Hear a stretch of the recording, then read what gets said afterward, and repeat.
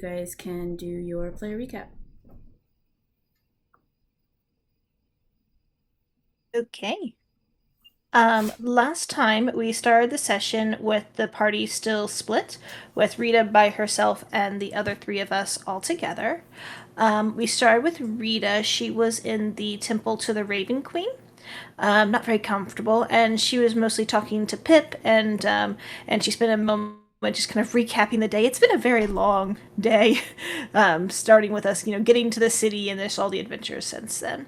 And she has speculated a little bit, but came to the conclusion that her last disguise was not working out and she needs a better one, and she took some time to do that. The rest of us all woke up in, I believe it was a Shield Hall in the offices near where Colonel Seagarden works.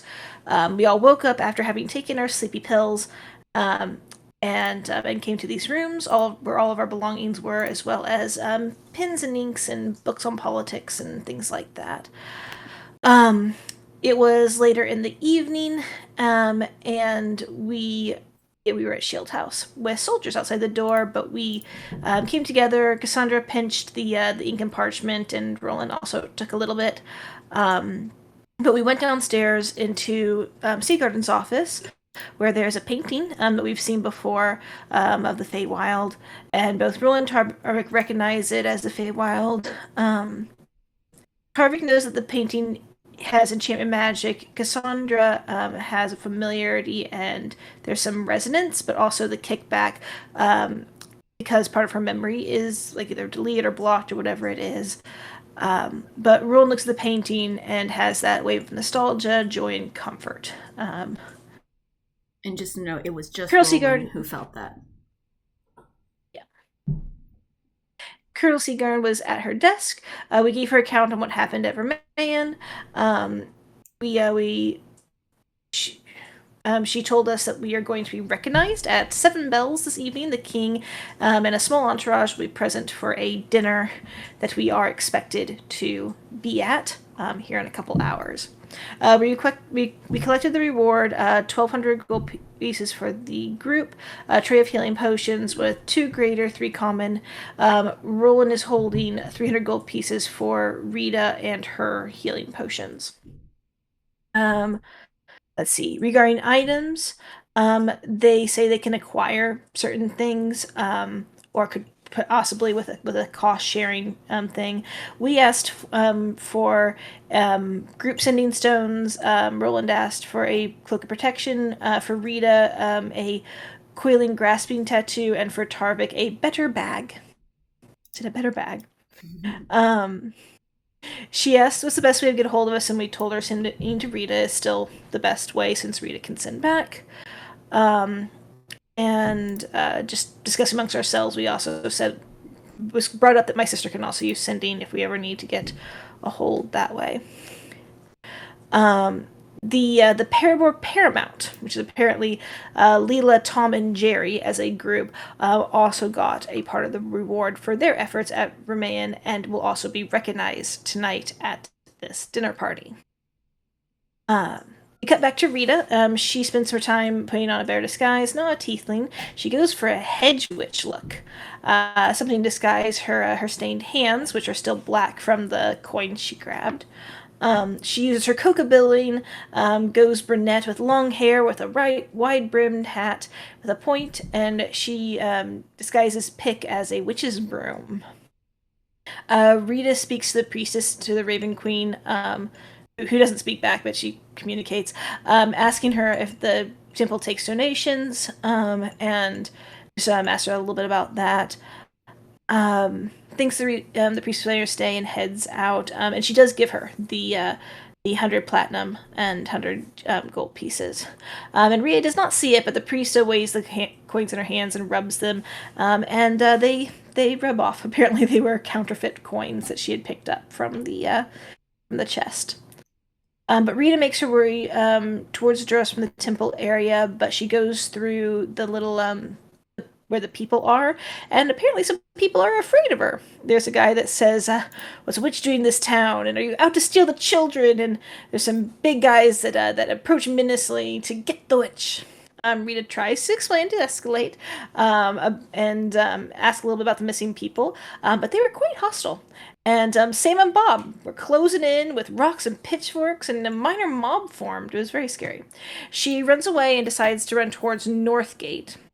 She goes through the woods and picks up some twigs and dirt to help with her disguise. Apparently, there's a lot less foot traffic at the North Gate compared to the other gate because of the war and the way the road is facing. So this gate is much more heavily guarded. She tells the people at the gate that her name is Tarina, and she's looking for some safety from bad creatures. And I am from all over the place, and I came through Neural, and that it's a ghost town. And she picked up some tips on Guardian horticulture. He wrote down a description of her, a recording of her description, and yeah, this gate's just very unpopular for people coming through, so the conversation was a little more intense than from the other gate. He asked about how close she was to Benolder, any expected activities, and if she had seen dwarves recently, and she made up that yes, she had seen a group of dwarves walking by. They asked what direction and how many, and she specified a bushel of dwarves. And asked if it was a litter, maybe dwarves go in litters. Asked about their facial hair and commented on I think both male and female dwarves have facial hair. Were they armed? Yes, but isn't that normal? Did you interact with them? No, people tend to not like me. I might be a witch. I don't know. So people be accused of me of abducting children. Why would you bring up abducting children? Why did you get accused? What weird things do you do? Why? Why are you seeking haven here? And isn't it quiet? It's really quiet out there. And can you please describe the quiet? Are you alone? Did you have anyone in Duras that can vouch for you? Is there work for you? And eventually Frank escorted her to Shield Station, where there'll be more questions. But they said you must stay with Frank, otherwise you'll be hunted down and killed. So, her permission slip has a big orange seal on it. I don't know why I wrote permission slip. Her pass has a big orange seal on it. She tries to talk to Frank, but he's a little tired and doesn't really want to talk, so he just heads towards Shield Station, which is different from Shield House, where the rest of us are. But she takes him to Shield Station, and Rita thinks for sure there's conspiracy going on. This is a good place to start investigating, and Pip is very encouraging, so Rita goes with it. Frank takes her inside Still Station and to the front desk, and she talks to Joseph. And he wants to know about the dwarves that she saw. So yeah, about a week ago, on my way to Neural to here, I was walking, trying to make my broom fly, but it doesn't yet. He wished her luck with that. Apparently it was a bushel of dwarves. What is a bushel to you? It was more than 3, but less than 10. It was big weapons, but not all of them had big weapons, just some. I think I saw a red. One of them was carrying a red banner. You're doing good. Thank you. You're doing good too. A few days later, I saw horses. It made my whole week. They were on the road towards Duras. They would have gotten here before me. Do you know what a horologist or an apothecary in the city? Yes, there's a store called Herbalicious near the market. How have you been? Are you having a good week? Yes, well, let's try to get through these questions. I'm usually shy, but I'm excited to be here and to have people to talk to. About 4 months ago, I was near older. I tried not to get too near each other. There was a dwarf I met named Melvin. They were very kind. He had a big hearty laugh. They were your notes. Why do you have such good notes? It's really good. It's like a transcription. I'm sorry. Okay. Melvin was bringing grain to this thing too. It's not even like real in the context of the game. It's just stuff Rita made up. I want to be clear here. This is all stuff that Rita made up because she left the city and didn't want to actually just tell a guard, hey, it's me, I'm coming back into the city. Well, she did evade arrest after allegedly a place of business burned down. So... Yeah. It is true. Rita does not know that we're back on the good side, but... Yeah, I'm almost done. Melvin had a big belly and a big nose, and he laughed a lot, and he had a cart and a donkey, and he carried an axe. Why did you come to Dressman Bernold? No reason, just seemed like the thing to do. You use skills in her herbology, other skills. She tells him about witchy skills and how she used to nurse a baby bird back to health, and she can do a cool trick with her tongue. And eventually they decide that someone's going to be assigned to Rita to escort her while at the city. And that was the end of that conversation. We jump back to the other group. Cassandra offered to use her Raven to send a message to Rita, but we were trying to kind of work out how that would work. And we think it might be a little difficult for the Raven to find Rita in the city without a description. And what we could possibly kind of use as that. I think the only other thing we have in mind to do is possibly go find my sister to send to Rita. But Rita at this point doesn't know that we need to get back together and buy fancy clothes and get ourselves over together for this dinner. So that is where we left off on last game. Those are amazing notes. Wonderful. It really did feel like a transcription. Mm-hmm. Anybody have anything else to add?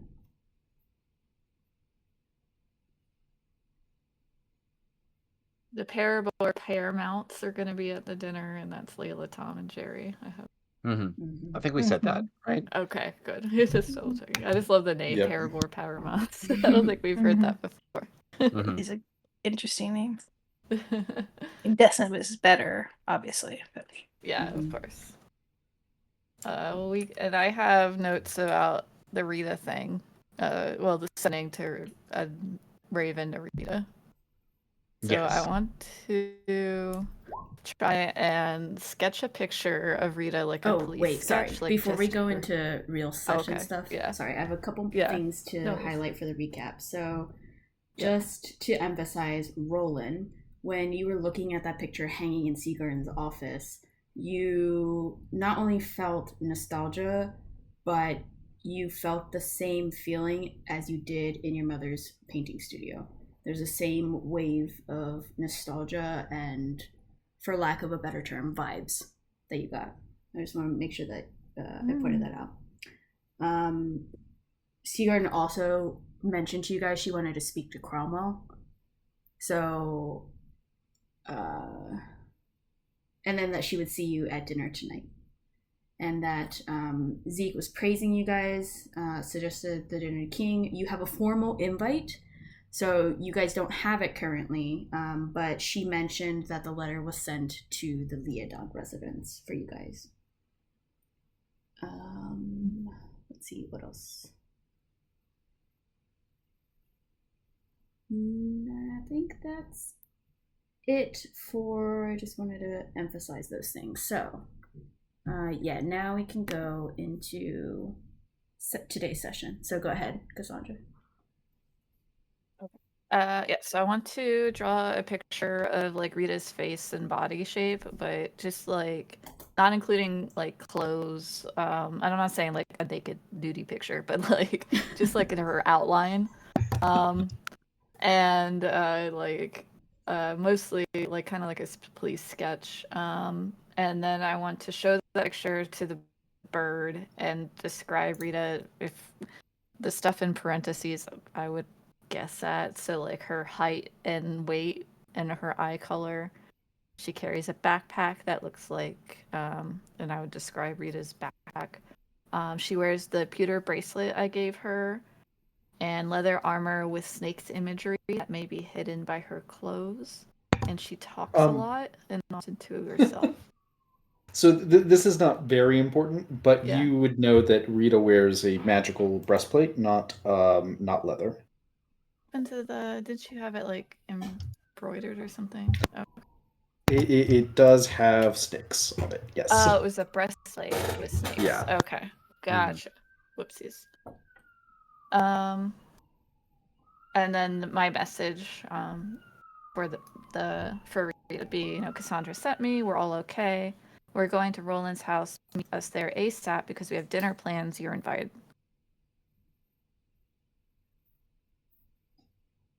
Did anybody else have any other ideas? I know we left it with. Yeah, I pitched it to left Roland. it to Rose to brainstorm. Yeah, that was far better than any idea that I had, which was essentially just gonna be like trying to think of like a specific item that Rita wouldn't hide, other than her armor. Like I'm like that.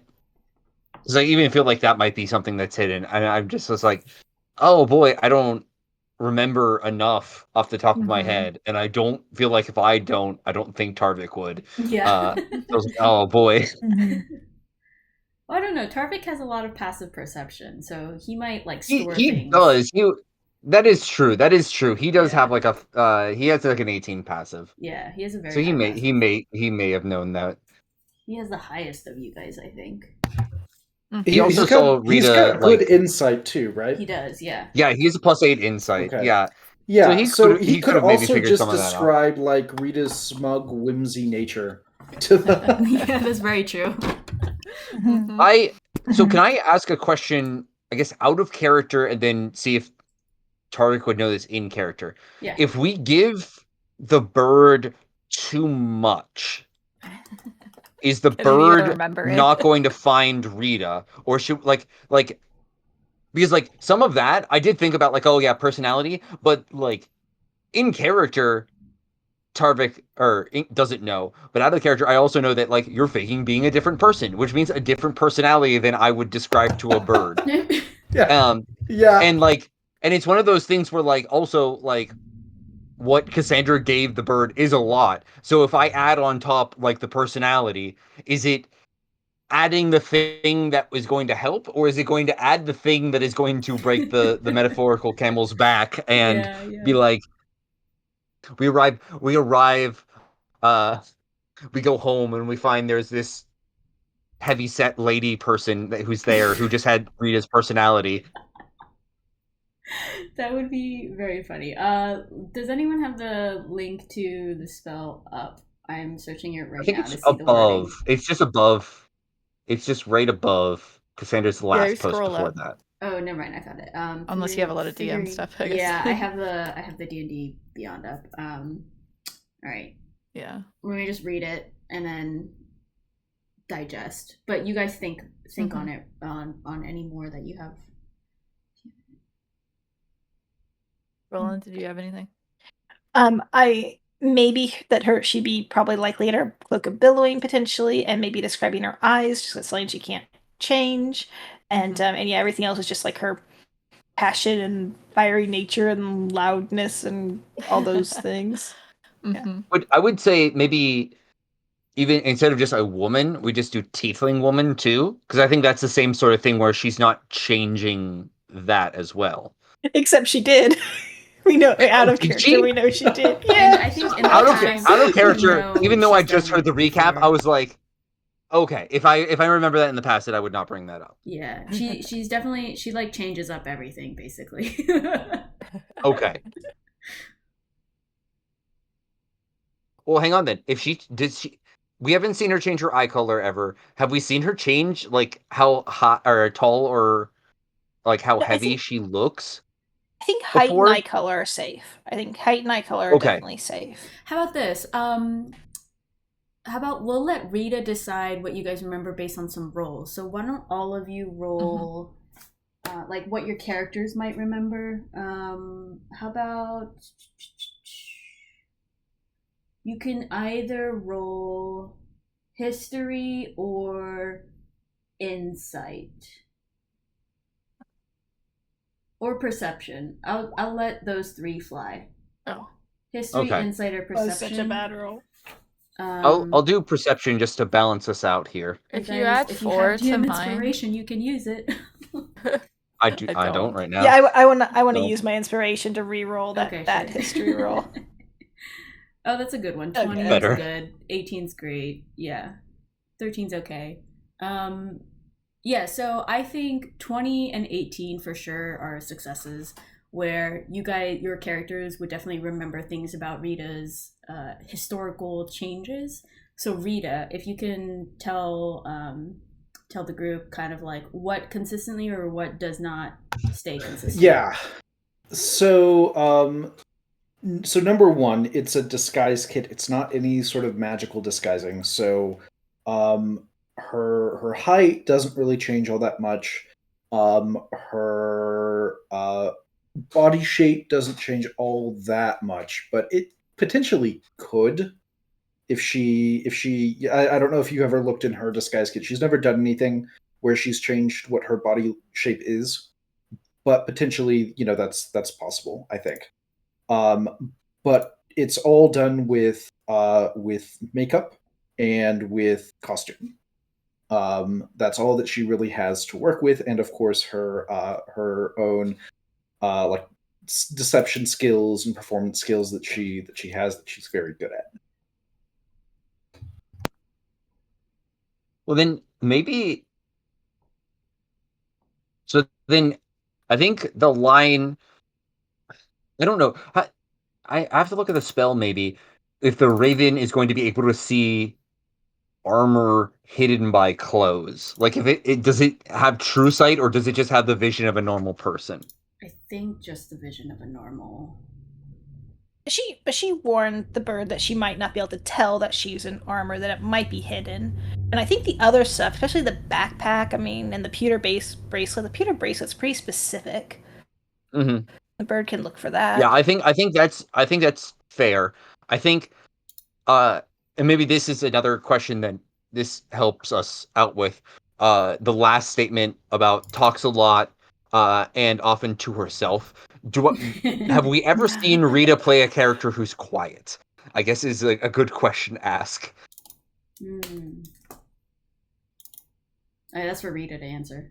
I don't remember. Yeah, I don't know. I don't.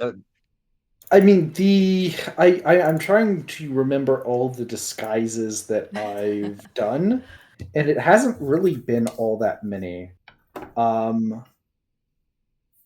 You may have seen that she's done like she did because Roland did Rito sometimes. She did, I think she did Rola once or twice. Oh yeah. Oh yeah. And she's done. There was I don't think Tarvik was around for this, but she once disguised herself as another traveling minstrel so that she could go into a tavern and sing her own praises as someone else. Oh, that's right. So I'm gonna say, I guess, yeah. So I'm guessing, I guess. So the last statement stands still. So that's good. Mm-hmm. Then I think that statement, for the most part, as far as we can tell, can stand even if she is in disguise. Yeah, I think the statement's perfect. This is Sandra did it. Breastplate. Mm-hmm.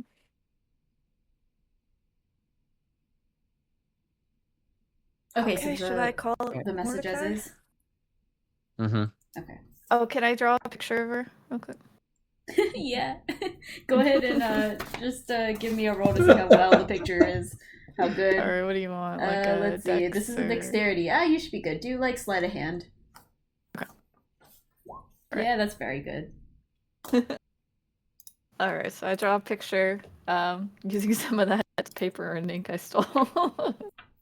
That's the good stuff. Well, yeah, okay. Yeah, I was about to say, Roland has a fit. I'll give her normal ink. All that good ink. Okay.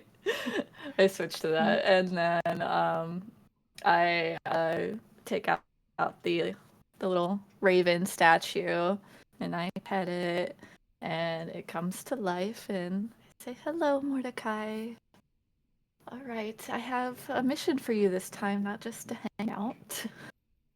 I want you to find a woman that looks like this, and I'm going to show the picture. She is... Oh, did we get her height and weight? Yeah, right. We know her height and weight.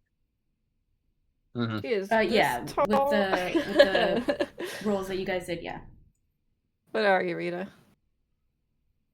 At least an approximation. You may not know the exact. I tabbed over to the bio section. Rieta is 5'8" and 120 pounds. She's 5'8" and 120 5 pounds. And she has, what, silver eyes? Rieta. We know her eye? I'm trying to look at the art. It's very small art. Yeah. Maybe if I go to my... Here we go. She has, like, pale blue eyes. Pale blue eyes. She carries a backpack that looks like, I don't know, traveler's backpack. She wears a pewter bracelet that I got her, and a breastplate with snake imagery that might be hidden by her clothes. She's fiery, talks a lot, and often talks to herself. And by fiery, I mean personality. Good clarification. Right. And your message that you're going to tell her when you find her is, Cassandra sent me. We're all okay. We are going to Roland's house. Meet us there ASAP because we have dinner plans and you're invited. All right. You see throw them up in the air. Yeah, you see your figurines start flying off. Did you specify location? Oh, in Duras, right? Okay. That's the city we're in. Great. Mm-hmm. Yep. All right.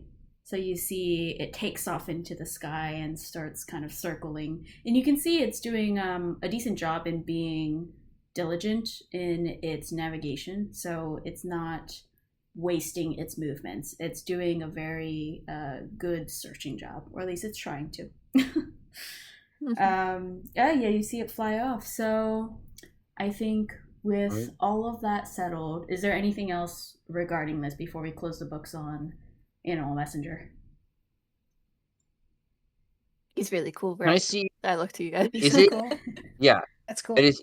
It is very cool. Can I track? Like, it doesn't seem to be flying in a particular direction. It's just doing a general search of the city. Can I like try to keep an eye on it to see like if at any point it just starts diving down or anything like that? For sure. Go ahead and make a perception check. Ooh, very 21. good. All right, remember that number. I will also keep it in mind. Mm-hmm. All right. I will then turn to Roland and be like, okay, now that we have that, where can I go to get a nice outfit or something? Does Roland know of any fine Yes, boutiques or mercers? Does no, and also let me move you guys so you can see Duras. All right, that should be changing for you guys. All right, you are aware of some very nice shops, and they're well known. Here, let me show them to you. Token, no, map layer. All right, there's a dot in Palace Farthing that just showed up. You know, there's a place called Tommy Hellfinger. Nice. High fashion. And there's also...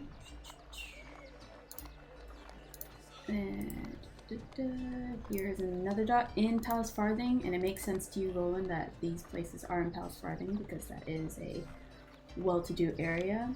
Another shop that is El Saint Laurent. There's a T on there. So you know those two places. Okay. I'll mention them both to the group, and as we go over there, I'll reiterate to Cassandra that we have to go by my parents' house anyways, and if she wants to borrow an outfit from my sister, I'm sure that'd be fine. But she'd be a little short for it. Or we can go and get things. Any of our kids' clothes? Yeah, but they'll be in the fashion of one, like 56 years out of date, and two, kids' clothes. Do they have ruffles? Less sultry and more childlike. Yeah. Yes, I want it. Yes. You want a roughly, you want a roughly, and I think my sister's actually. I just made up that number. It is. So you want a very old, dusty, ruffles, lace, ruffle, lace, bows. Okay. I have this is kind of a weird question. Like, if your parents still have that, are they like hoarders? Like, do they just have like an attic that's just full of like all of your kids' clothes, or like do they not like donate them to the? I mean, the fantasy Goodwill. It's probably like the next generation, right? You keep your shit for the next generation. It's like special, like part of your child's something. So wait, hold on. Is it actually not 56 years old? It's like 1,056 years old. Yeah. Give me 1 second. I also, wrote down is how it old not my out sister of is. style? No, because it's not hers. Also it's not like out of style because if it's your passed mother's on, it's an that she antique. passed. It's classic style. My sister's 105 years old. They would have bought new clothes for their children. It's not all the parents' clothes. You know, fashion has cycles. It could be. It could be. It could be in. That's very true. Yeah. Be very retro. Ruffles are in this season. Torvik praised that ruffles are not in this season, and moved on. Sandra just really wants to look fancy and doesn't know what fancy is, but she thinks it's ruffles and lace and all that. Well, no, that's fair. If it makes you feel better, Cassandra, I'm probably going to get something new, just because we have a little bit of money and it might be fun to get a new outfit. So I don't have to have my family's hand-me-downs. Which one are we going to then? Should we start heading there? Yeah, let's go to the closer one. Or El St. Laurent? Sure. Yeah, I think that's a little closer, yeah. Alright, so you guys, I'll move your tokens for you guys. Head on over to... tokens. Yes. You guys head on over to El St. Laurent. And, let's see, timing-wise, you guys were split, so let me think. You guys were here at the Shield House, you were talking for a bit. Rieta actually had to come down from the market area, went down here, spoke with the person, Joseph for a little bit. Let me roll something, because timing is actually kind of close. So this might actually just be quick or not. Let's see. Oh, interesting. So Tarvik, as you are keeping an eye on the bird, as you reach El's Saint Laurent, you see the bird dive towards the shield station. And this is a little bit retrospective, but Rieta, you would have been just going in. So you see that bird dive, Tarvik. Okay, I'll just tell I'll tap everybody on the shoulder and be like, I think the bird found something in the shield or near that way. I'll just kind of point, I guess. I don't think Tarvik probably has the map memorized as well as like a Roland would. But he points it out, and I can say that's things that's near the palace, and yeah, you were very familiar with this city. Let's switch gears though to Rieta. I'm gonna change maps as well. You guys are just kind of gonna be there, I think, from what I remember of the tokens, but you're not actually there. So Rieta, you are at the front with Frank, who is next to you, and Joseph, who just left you to go into a small little hallway towards the left. And so he walked this way out of your sight. And Frank's just kind of standing there with you. But it looked promising from the last thing that Joseph mentioned, that your permit was likely going to be accepted. So you are currently just waiting here. Anything you choose to do? Is there like a restroom that I could just go and like it's been a long day. I'd like to just, take a... Is there a restroom?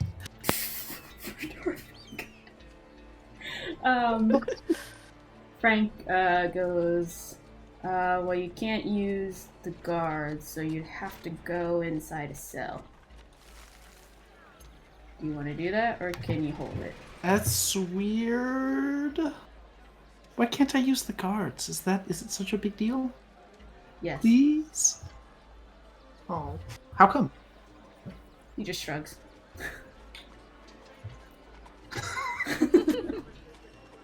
Yeah. You can tell he's Doesn't like get paid really enough. apathetic and tired. Okay, then I'm going to take a different approach and just please.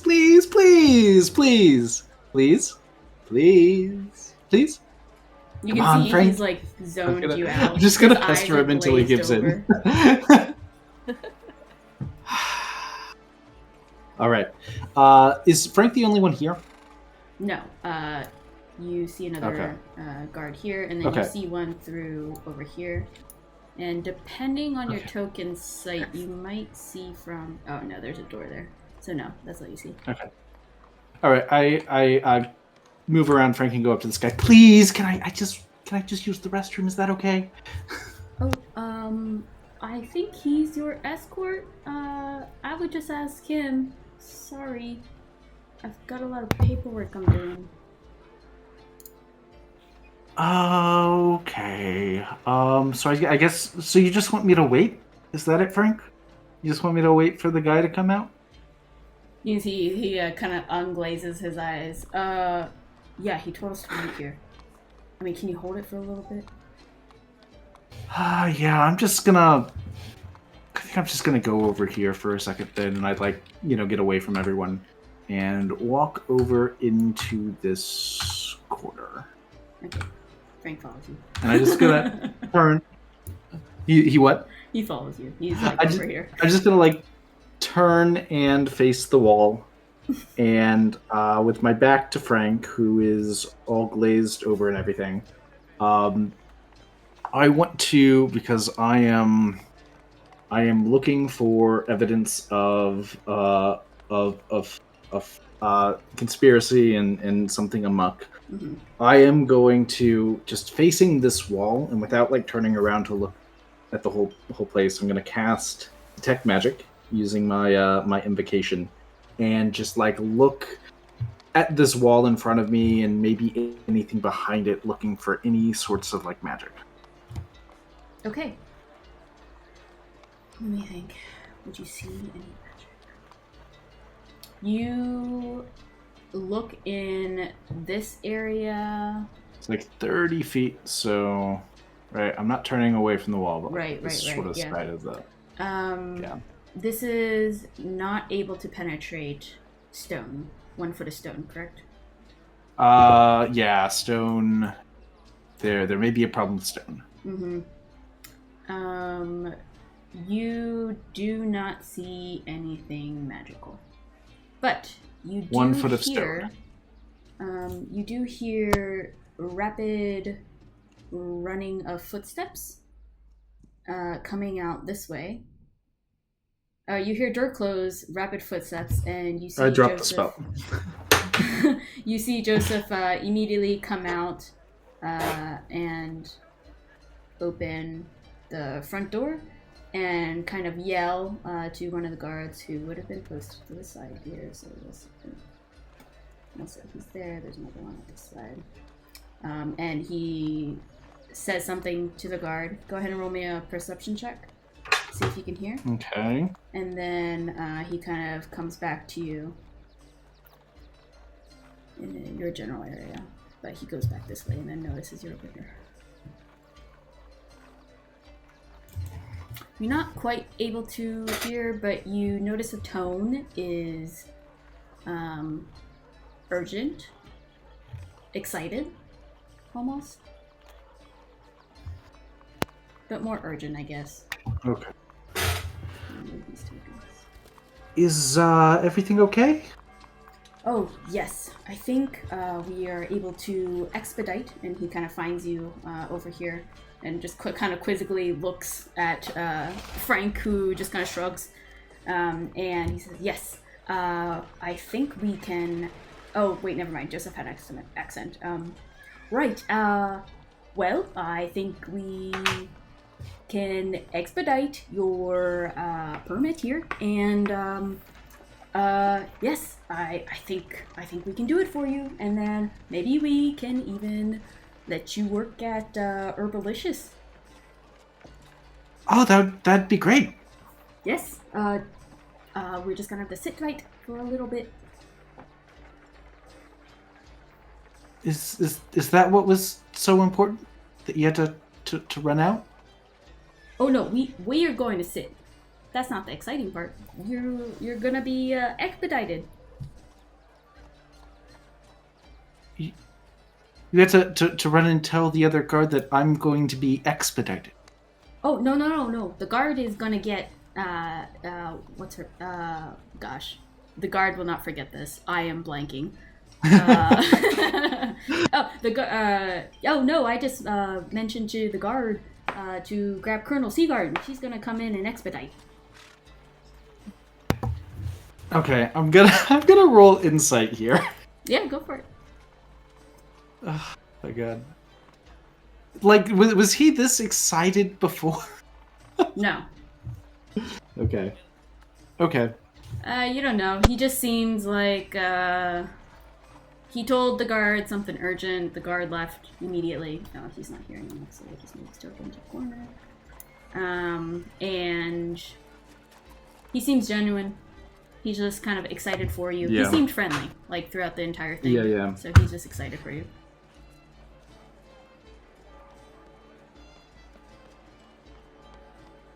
So, would you like some water?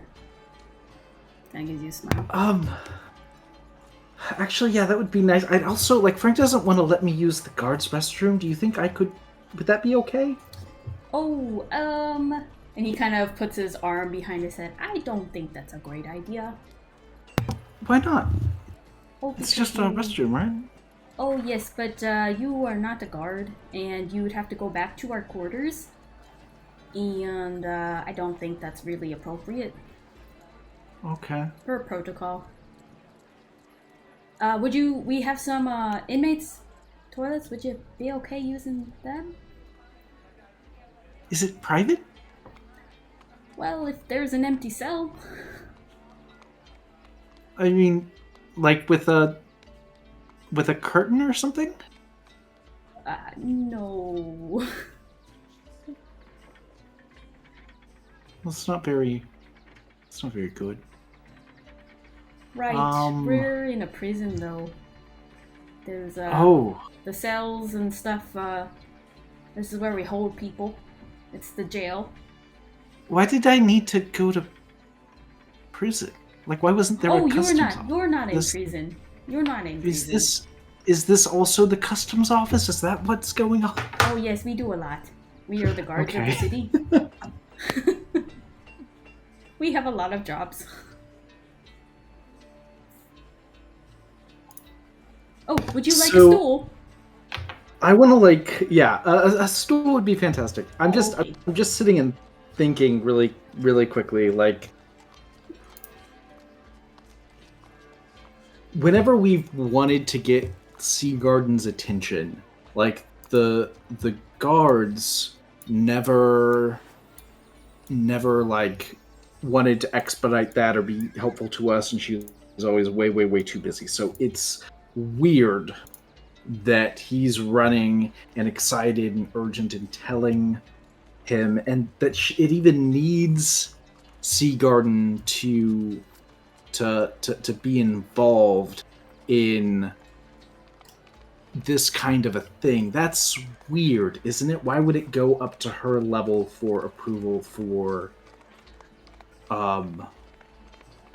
You can I guess an investigation check or an insight check. Yeah. I mean, I guess that's the whole angle of the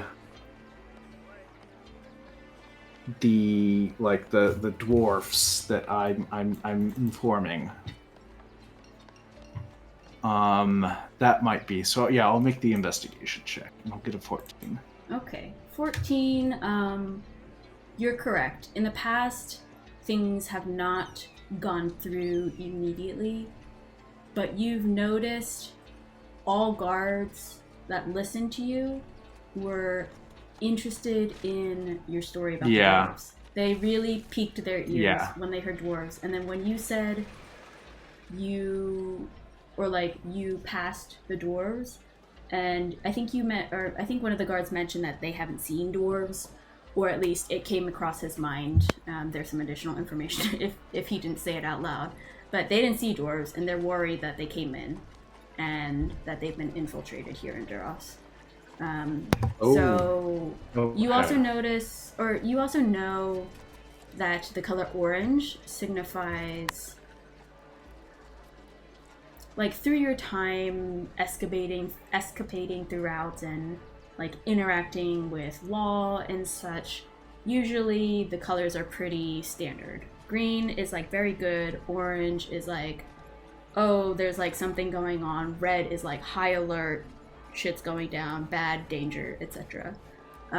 So when you're thinking about like the process at the gate, orange means, oh, there might be some intelligence, there might be some information. Where did I see? Orange was on my my Your admission card. stamp. Yeah.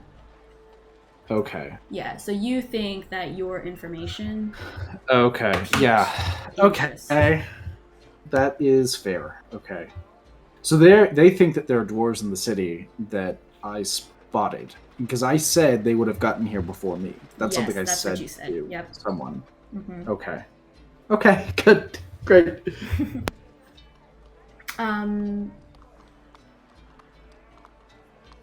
Okay, so you see Joseph goes to the counter and kind of reaches over and grabs his stool that he was sitting on, and he kind of drags it over to you and says, "Oh, here you go."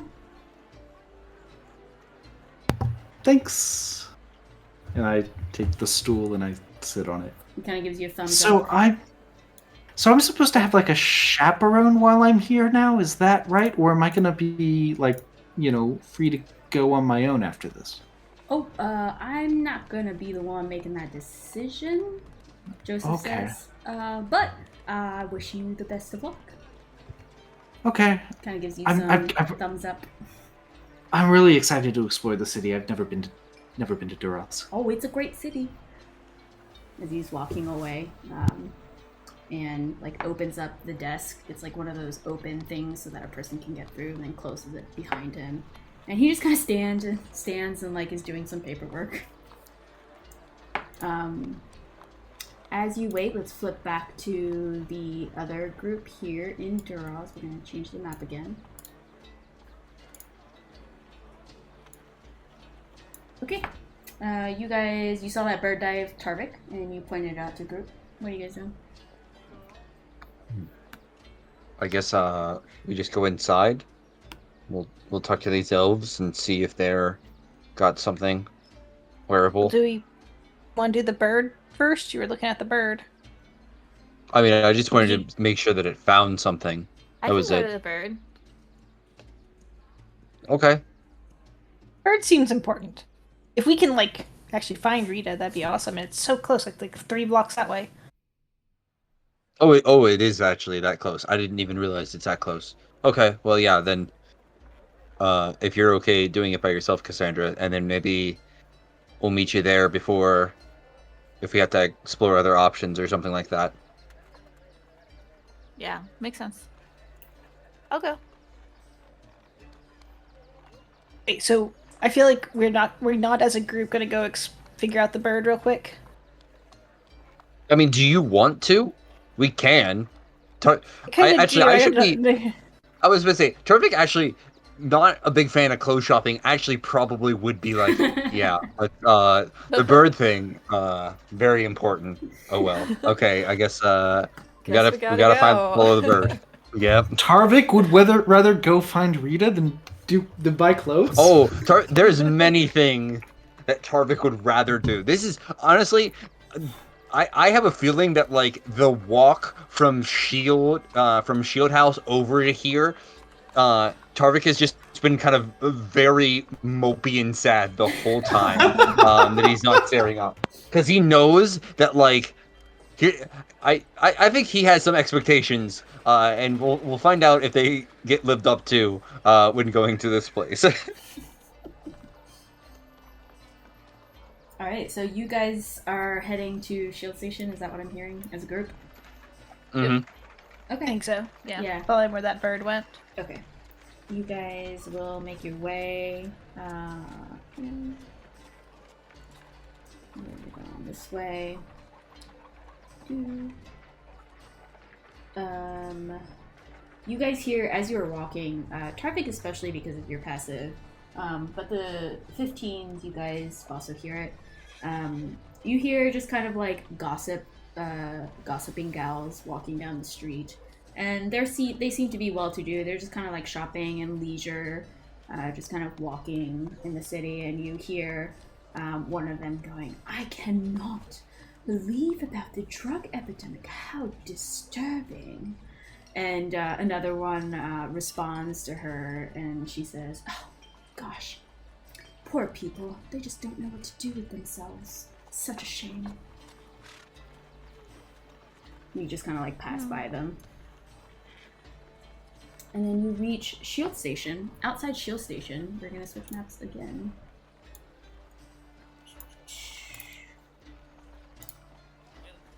You actually see the bird just kind of hovering at the door here. just We move our looking tokens out. at the door. Oh yeah, you can be outside. Yeah, thank you. Move the tokens. Yeah. Yep. Well, I guess Hey, Mordekai.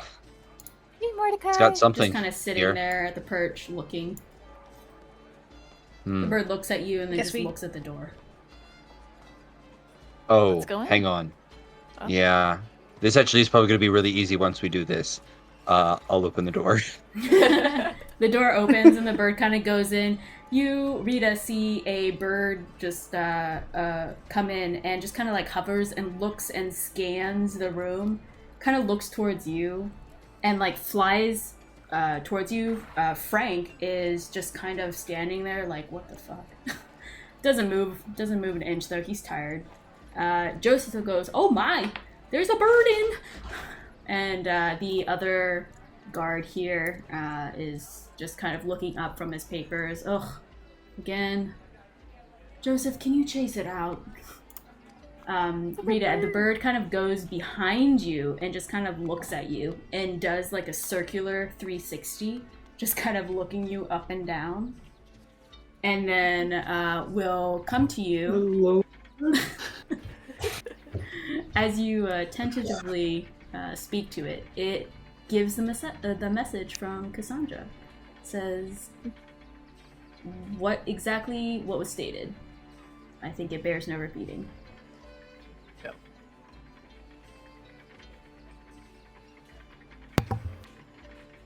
And I mean, do I see the three of them as well? Like, Yeah, you see the door open. outside? Starving. Okay.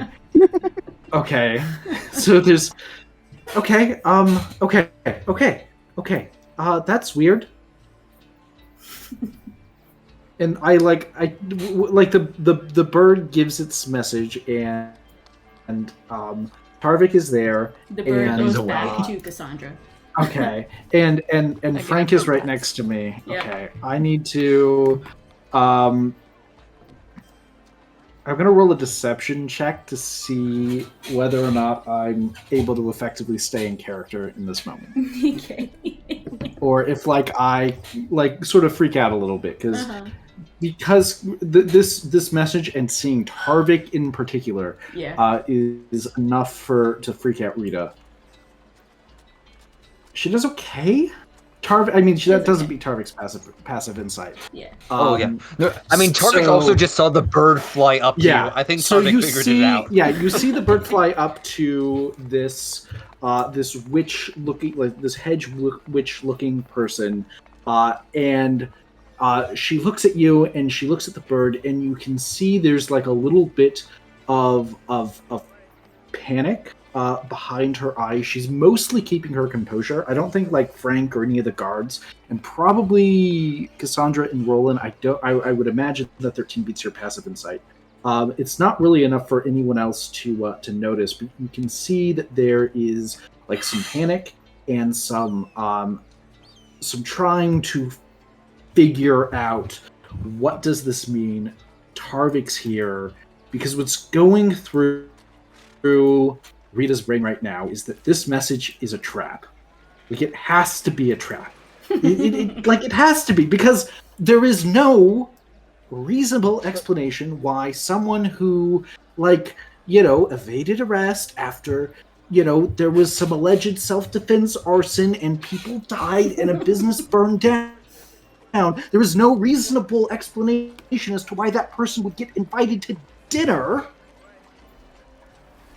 And Tarvik's here, and Tarvik tried to lure me to Shield House before, and he's using us. Yeah, but she's mostly keeping her cool at this point. Yeah. This is all going in Rita's head. Tarvik, real time is just walking. I think, real time. Tarvik watches this happen and just says, "It's just going to." I think Tarvik's gonna get it a little bit, not all the way, but get it slightly. And he's gonna walk up to this guard and be like, "Excuse me, sir. I'm sorry about the bird. It was looking for a friend, but apparently they must not be here. So that's okay. Okay. We just wanted to let them know if you see anybody named Rieta, we actually have a party invitation to go to the palace tonight, and it's probably going to take a bit of time to get dressed up and everything. Hopefully we can find her before everything or the event happens and everything. So if you just see her, would you? I don't know Rieta. She often gets in trouble with. Yes, I believe I was the one that I got dragged in here probably about 3 hours ago, and then I got walked out by Colonel Seagarden. Okay. I don't know I'm part of about Death's that. Witness. Okay. Do you know? I guess Death. Okay, that's fine. He's like I eyes appreciate. glazed over. He has no idea what you're talking about. Yeah, that's fine. The whole time Tarvik is literally just making eye contact with this witch lady and just being like, "Yeah." So if she does, I'd appreciate it if you could send a runner to the crap. What's Roland's last name's? Leodon. Yeah, Leodon. Yeah, the Leodon house. To let us know. Buddy. Sure. I'll go ahead and do that. Yeah. Thank you. That message. I hope that message came across very clear. It's nice to meet you. I'm Tarina. I'm new. Hi. Yes, I can tell that you're new to the city. You seem very confused. You said you were. Is she getting arrested like 3 here? hours ago? I point to the lady, to the this guard. one, no, she's waiting for a permit acceptance. Permit processing. I understand. How long does that usually take? If you have business here, just go to the bookers, and he points to the desk. Just leave us alone, please. Okay. Okay, I appreciate your time. I'm sorry for the interruption. And I will start walking away. I guess Roland's in here too, which is also going to be very helpful as I start walking away. Do I know if we have permits? Did we get permits to get in here? You don't. Or is have that like permits. a new thing? Okay, alright. Oh, okay. Yeah, I was about to say, I think weirdly, our name carries a little bit. Not a lot, but a little bit. Enough to get us into the city. Okay. You also have connections. You're you're established with you're with Rolen, who is established in the city, and you have connections in some parts of the government. So Roland walked in. Okay, yeah, go ahead. Sorry, does Roland not recognize Rieta as Rieta? I assume Roland can tell it's Rieta. It's just a disguise kid. It's still her face and everything. Well, make a make an insight or perception, your choice.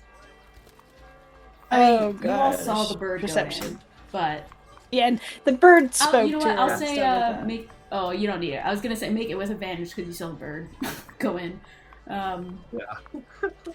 Yeah, you can tell, the way Rieta carries herself, it is her. And you can tell, you see that there is a backpack on her back. You see her eyes haven't changed. You see she's roughly the same height. You think that description was actually good, and the only thing that probably played into your favor was that she was actually close by. So the bird started in the area that you guys were in, and she was actually just really close. So Roland 100% knows it's Rieta. I think he's just like trying to make eye contact and being a little awkward and. Well, like as Tarvik's about to leave, like Rieta is ready to like shout after him like, who are you? You said you were arrested. What's going? He's like, she's trying to engage with him a little bit more to figure out what's going on. But when you're trying to make eye contact, she'll like look at you, and just keep up her act. Hi, hello. Are you with that one? Yes. Wow. Ma'am. Yes, ma'am. Ooh. Are you all right? Think so. How are? Did that guy say that you were arrested before? What happened? Just temporarily. There was an incident with a fire. But it is all sorted out now and everything's fine, and we actually got some insights on some new things in the city, and a lot has happened. But everything's perfectly fine with us. Yep, we're fine. We're good.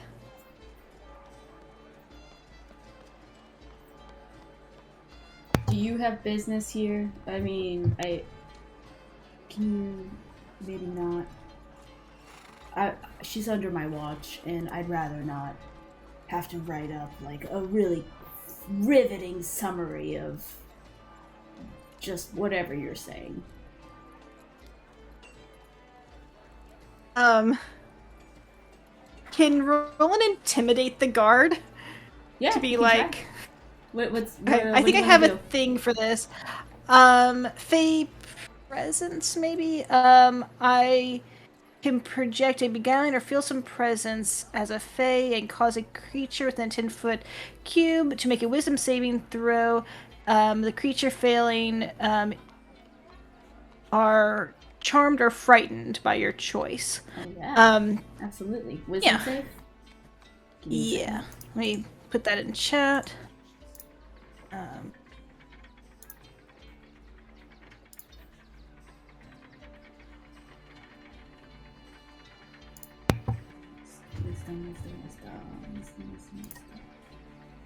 As I see 16. Roland like doing this. Oh wait. My spell save would be he'll make let me check. No, 17. My spell save to you is 17. Okay. Is it your intelligence or your charisma? My spell save. Okay. Warlock spell save.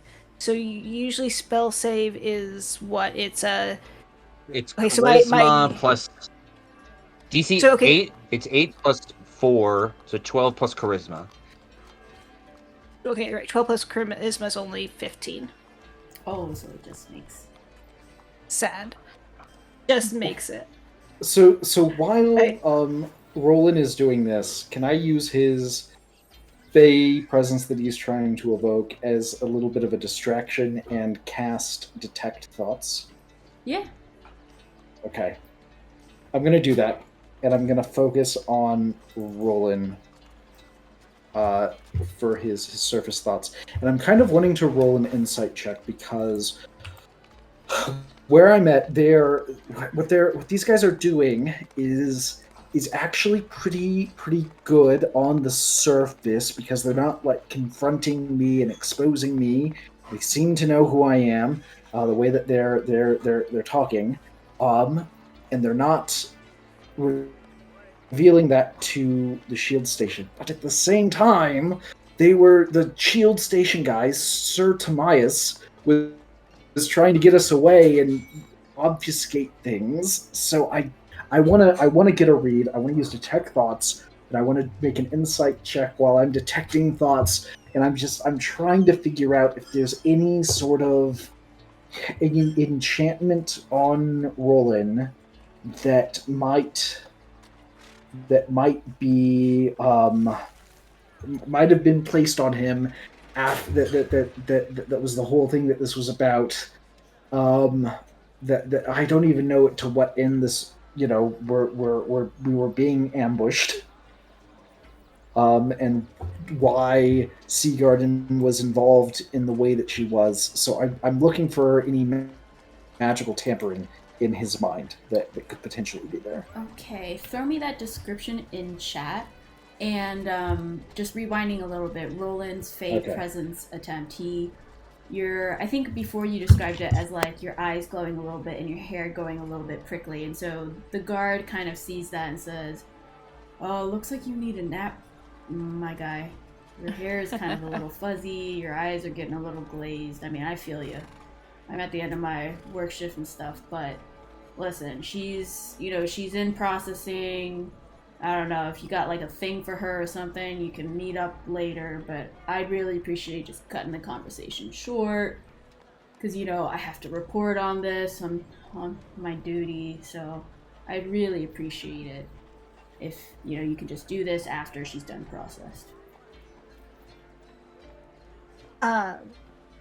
Okay, so gosh, I'm debating how to respond to him, but you want to do.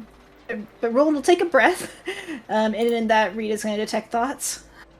Yeah, so I think in the moment, the surface thoughts, because it's an action, I guess, Roland, you're thinking just right now about, like, first it was intimidating, and then, like, how to respond to this guy, right? What does detect thoughts actually get for surface thoughts? Just whatever the surface thoughts might be? Just surface thoughts. Because Roland's head goes a minute, and he's definitely thinking about, like, he's not sure how to help her best, and if helping her is letting her stay in her disguise, or if helping her is, like, extracting her from the situation in some way. Right. And he is debating trying to, like, intimidate this guy and, like, I don't know, try to pull rank or try to do something else, but... So you see those surface thoughts racing through Roland's head, and Roland, you feel a pressure as Rieta tries to probe deeper. You realize that she's trying to detect your inner thoughts. I'll say because you're able to realize this, and you're familiar with Rieta, you can choose. So this is like, if you probe deeper, the target must make a wisdom saving throw. I'll say in this scenario, you feel it, you could probably just fail it.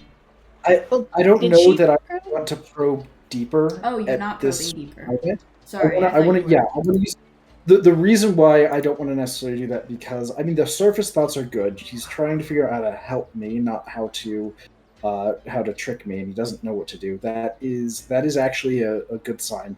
But like while I'm in his surface thoughts, can I also do like just an insight check? And I'm trying to figure out if he's like charmed in some way or something. Make an insight check. Yeah, you're gonna have to roll high though, because it's not the intention of the spell. But we'll see what you roll. Fair. Hard to tell. Yeah. So with his thoughts being about how can I help her, not how can I manipulate her, I'm gonna go ahead and probe deeper. I'm gonna give that a go. That push. So Roland, you feel that push, and like I said, because we're in a unique situation, I think you can choose to fail it because you're not in the honest. Yep. If I can choose to fail it, Roland will he paused for a second, but he'll fail it. He'll fail it on purpose. He trusts Rieta enough. Mm-hmm. I don't know if there's specific things you get from probing deeper. Yeah, I can post it in chat here on what happens when you fail. Or I just pressed it. Yeah. So if you gain insight into its reasoning, its emotional state, and something that looms large in its mind. So his emotional state is just racing of just what to do, and just it's been a very up and down day. There's a lot of things looming in his mind. The thought passes through his head of how unhappy Seagarden was that Rieta didn't come with us, and that he's like. I think he overheard someone saying that Seagarden was on the way, and just that that might potentially go poorly for her if Seagarden does get here, and just that just passes through his mind. I think, though, if he knows that she's probing deeper, he might try to communicate to her that just in like as quickly as possible, just like what happened after the tavern, where they decided to surrender to get more information, and it led to the encounters with Chetra and Seagarden, and everything was kind of explained and kind of put back into a correct position where no one's mad at each other anymore and everything's fine and we're all fine, and just reiterate that everything is like okay and that she doesn't necessarily need to be in this disguise if she doesn't want to be. Okay. To her. So what was does that include that the whole point of this was just that this cheese cat guy, Cheddar Cat, was just trying to screen us? And I think that's okay. And I think that Roland wasn't terribly happy about that aspect of it, but he was happy about the fact that ultimately it didn't escalate into where they were demanding of anything of us or anything like that. So in Roland's mind, peace has been made. Okay. So they required Rita's there was a deal. You have to but it seemed reasonable to Roland. Right. It all seemed it was making amends. It gave you an opportunity to make amends. I will say, because it says things that loom high in his mind, Roland is still feeling the consequences of burning people alive, and that's bothering him. But he's kind of trying to push that to the back of his mind, and right now he's more focused on the fact that he has to go speak to his father. A little bit. That is looming for Roland, That's a big thing. Explain. You gotta know it's Roland. Murdering people and also I have to talk to my father. Okay. So Rita finally getting the information. Her Tarina's just eyebrow kind of twitches as Rita puts this smile on, and obviously behind the smile is just fury, annoyance. That all this happened. Yeah. Can I cut in at this point? Because I feel like this probably happened over the course of a minute or two. Torvik obviously walks away, especially after being called fat. Did I call you? I just said called. You said that one. I think you said that one, not that one. I heard fat one, and I was like, wow, all right. No. I was wondering why you were upset. Yeah. Tarvik will go out to Cassandra. And maybe this is another question. Because Rita is not chained in any way. She's just sitting in a normal chair. She's sitting in a stool. That's what I thought. I was like, I'll just turn to Cassandra and be like, all right, honestly, I don't see. I think I'm just gonna give Rita a way out. That's what we're gonna do. Can you just distract that guard for I don't know, 10 seconds? Which one, the doorman guy, or? Yeah, I'll point to the one behind. The one by Rita. No, this one here. Here, outside. Hang on, I have the wrong thing up. Outside. Yeah, that one. This one over here. Okay. Yeah, sure. Hey. Okay. I'm gonna walk up to him. Mm-hmm.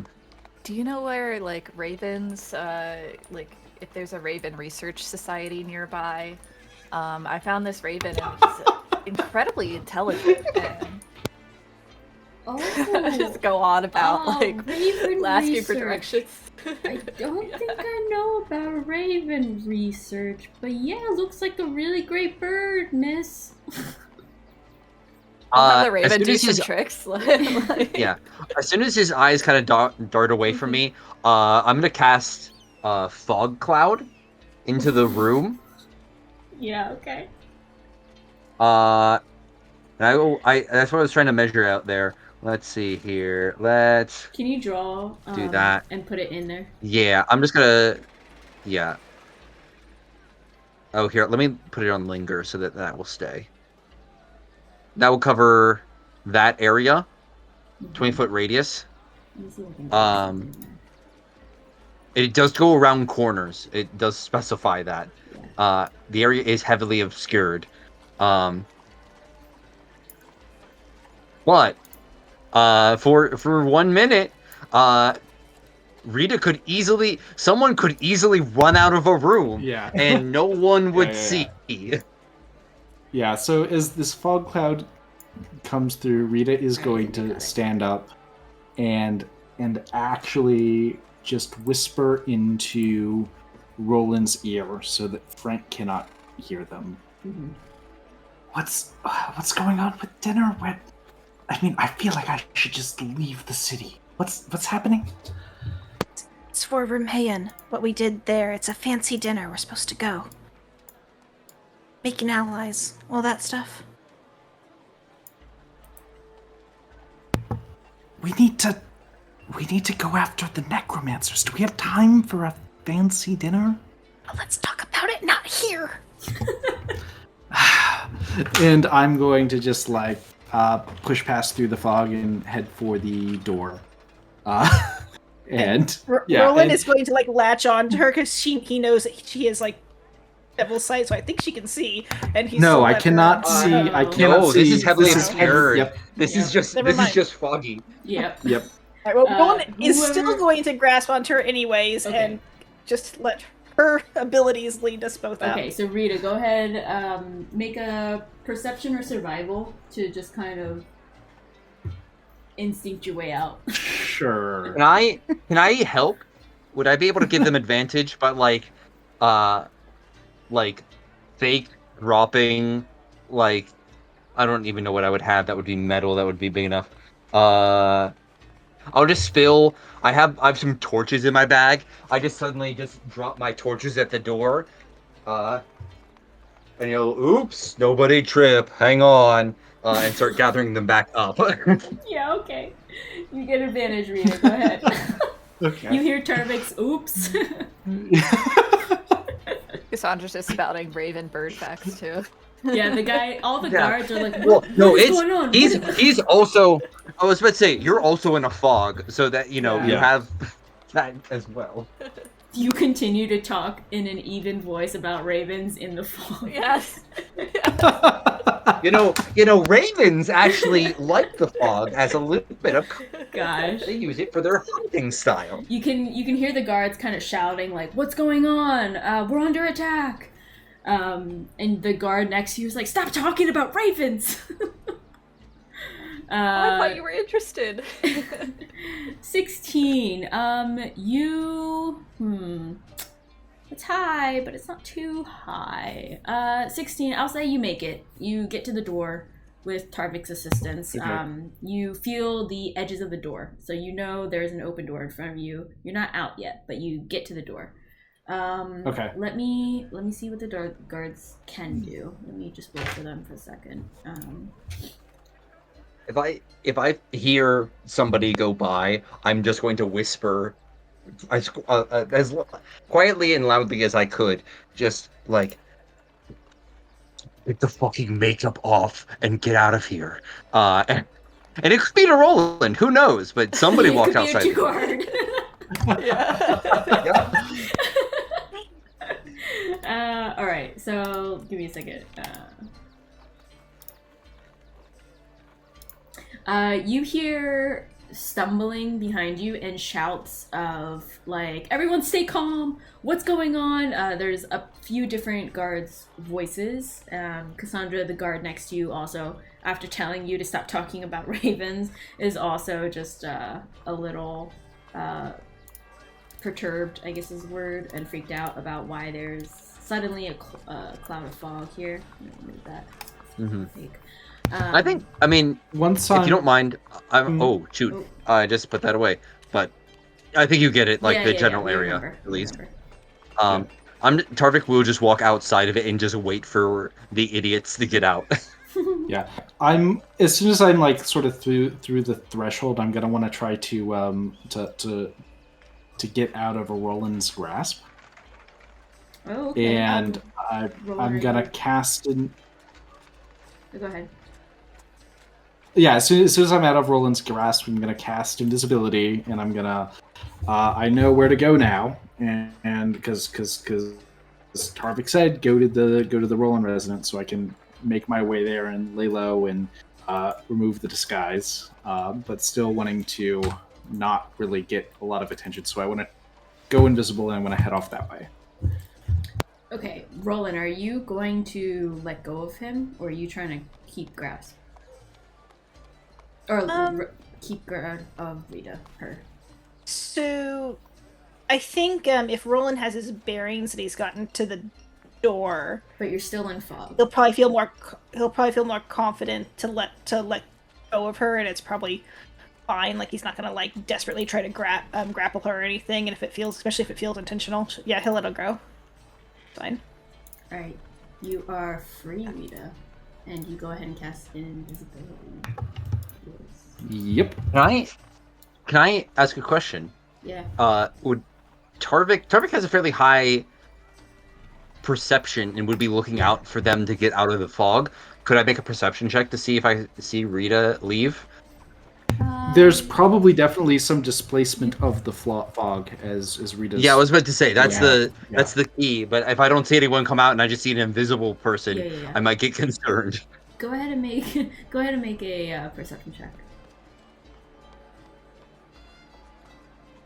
Ooh. Oh jeez! Oh no! Very nice. Which direction do you go, Rieta? Because Tarvik sees you.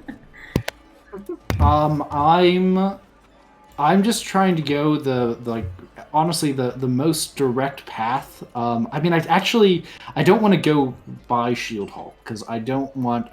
My disguise is probably well noted at this point. I want to go north, but I'm going to go probably through the Palace Farthing district so that I can go around the sort of the west side of the city up toward the Leodon residence.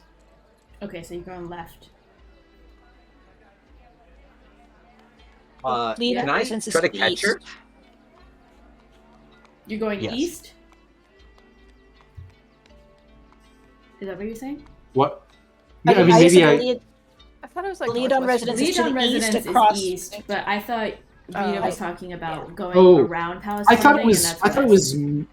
That's sorry, I thought it was north. There's my grandparents' residence and then my father's residence. Yeah. Then I want to go to the Leodon residence, and I want to avoid Shield Station. Sorry, Shield Hall. Then you will go southeast towards the Rogues Ward, and then cross over the southern bridge. Okay. Yeah, so Tarvik, you see fog displacement shoot out outside of the fog, going to your right. You see Rieta. Okay.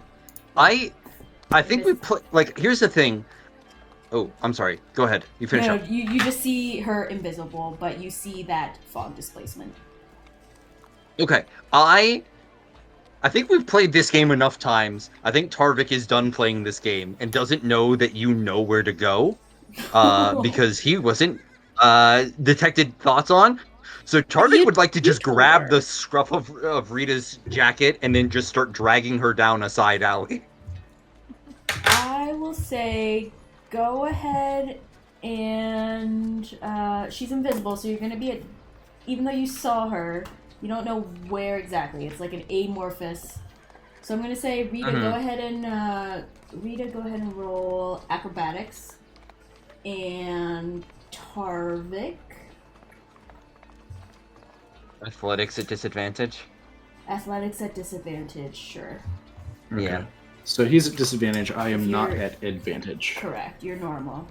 You're gonna. Do I spend my inspiration on this? I mean, you could. I don't think I'm gonna roll that high though. That's up to you. This is so silly. You know what? You have to be a 13. We'll I feel like you have a good chance. If you get it, you get it. You get it. Wow. Oh, geez, I do get it. All right, so you see her shoot out this way, and you catch clothing. You catch an arm, actually. You catch an arm, and an invisible arm, but you feel flesh. Oh gosh, I got this wrong. Tarvik's not talking. Tarvik is just moving them out of the vision of that guard. And then once he's like out of the way, he'll stop concentrating on the fog cloud and it will disperse. Okay. Go ahead. I'm gonna try to escape from Tarvik, and I'm gonna say, "Let me go." That's you know what? That's fair. All right. Tarvik, as you look for a suitable place, go ahead and make me a perception check. And go ahead and make another contested roll. Not see that much. Not at disadvantage though, because you physically have her grasped. Oh, okay. You feel it loosen. Your grasp is gone. Detect thoughts is it's over by now, right? It's been a minute. Mm-hmm. Oh wait, no, it's over because it's concentration of I cast invisibility. So even if it wasn't, it's still going. Yeah. I am going to. I don't know if I can trust Tarvik, but I'm still gonna follow the plan. I'm out. Let me can do an insight check with Tarvik. Okay.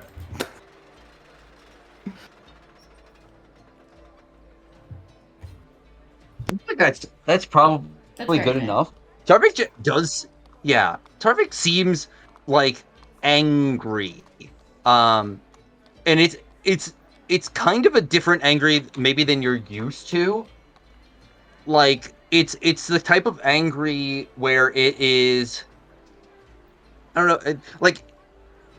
It's not like upset at you angry. What it is like when like a child does the same thing over and over again, and the parent is now done.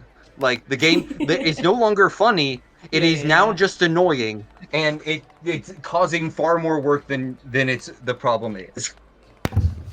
And if that's what Tarvik is feeling, I don't know, like that. I mean, that could be because he is just, sick of being separated. That could also be because there's something wrong with him.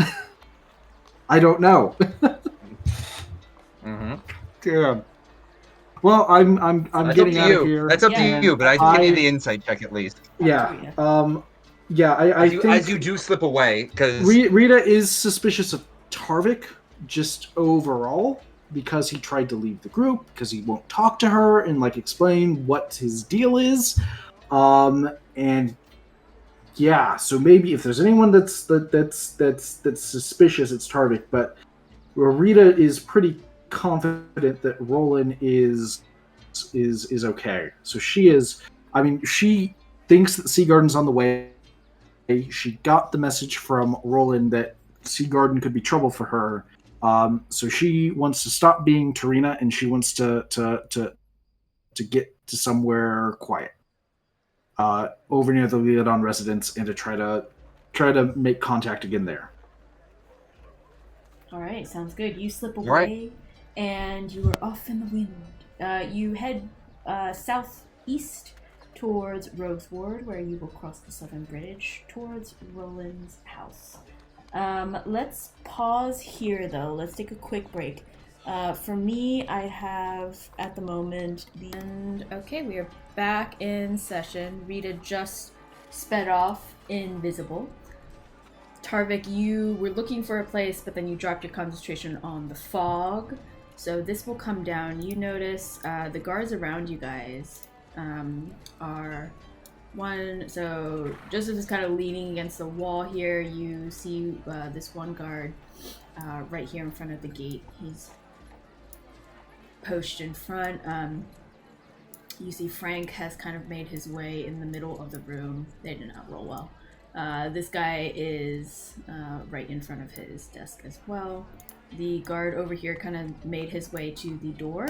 It seems like they were preparing for a siege instead of a getaway. And so you see them kind of ready with their weapons. They're kind of facing out.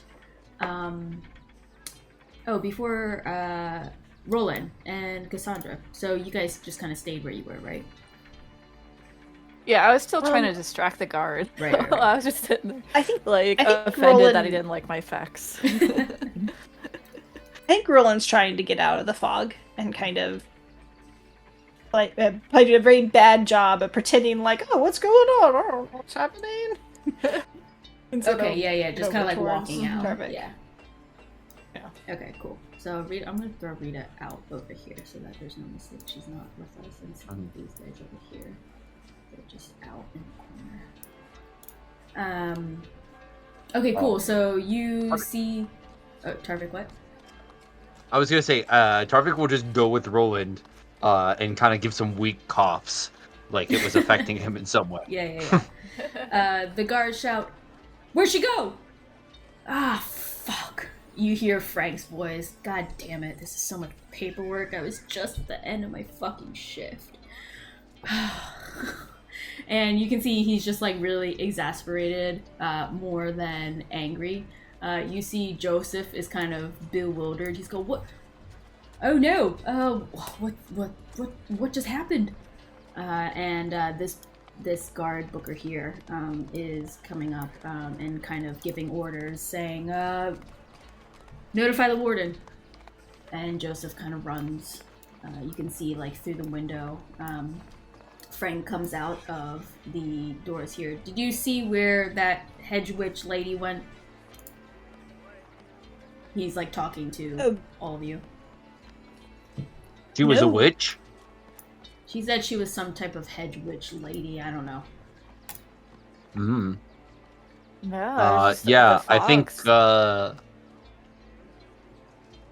I actually did see her. I think she went that way. I'll just point behind me. Okay. You just point like west. Yeah, I guess. I don't know how this is situated. I'll just point maybe not in the exact opposite direction, but I'll just okay. She went southeast. Yeah. If she went southeast, I'll point I guess east, but I'll say she went northeast or something like that. Northeast. Okay. There's like a small change. Gotcha.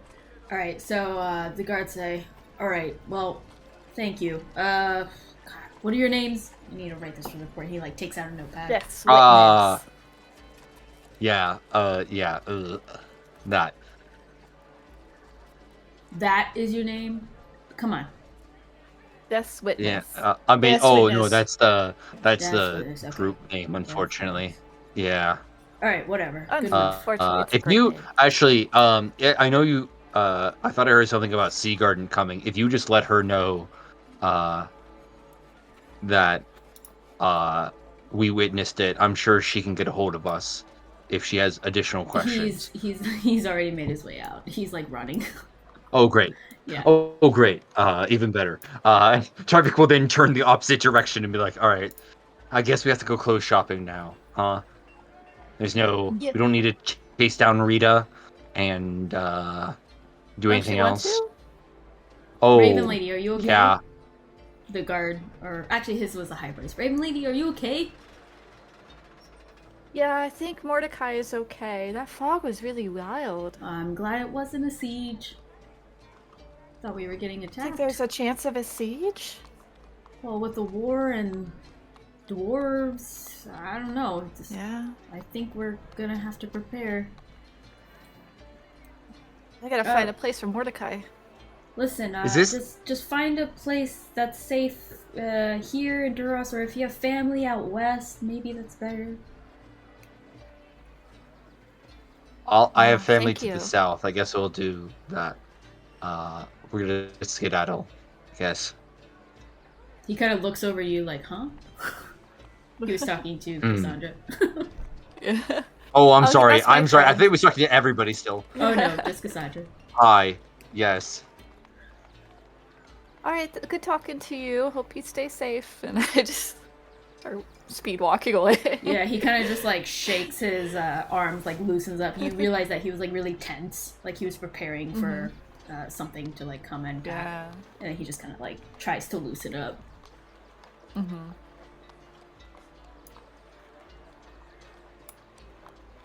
Please go. Come on, let's go shopping. Let's go. Yeah, let's go shopping. Okay, let's go back to Durasa. On the way, could we ask, like, can Roland fill us in and kind of just give us, Sure, like, if Roland wants to. Rita knows where to go, and Rita's actually going to go there this time, and not just go invisible and then run away again? No, she did the thing where she can read minds, and I mean, at least she has all the information. She knows to go to my parents' house. You also dropped that hint pretty clearly to go to my parents' house, so I think I think she seemed to be struggling with facts and reason as she ran out invisible from the fog, and didn't just calmly walk out there. It's smart. Go find a quiet place to. But Roland's going. If Trevor wants to argue, Roland's gonna defend Rita all the way to the clothing place. Yeah. All right, nice. So you guys are catching up and conversing. As you go to El Saint Laurent, you see a very loose material just kind of blowing in the breeze outside of the door.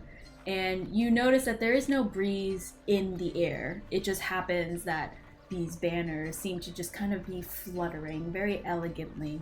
And the doorway is adorned with flowers. A very dainty, very elegant, very beautiful.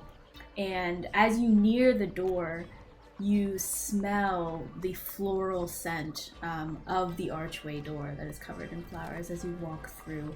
There's a very dainty ding bell as you guys walk in, and you see it's not a big shop. It's like a medium-sized, normal-sized, but it is pure white inside, and it is beautiful. There's gold accents for some tables and chairs. You see gold accents in the mirrors, but it is very, very white. The predominant color is white in here, and you can see there are different pops of color from the wardrobe, and you can see that there are like a few displays of elegant women dresses, and you do see some ruffles that are adorned around a bit of the collared area.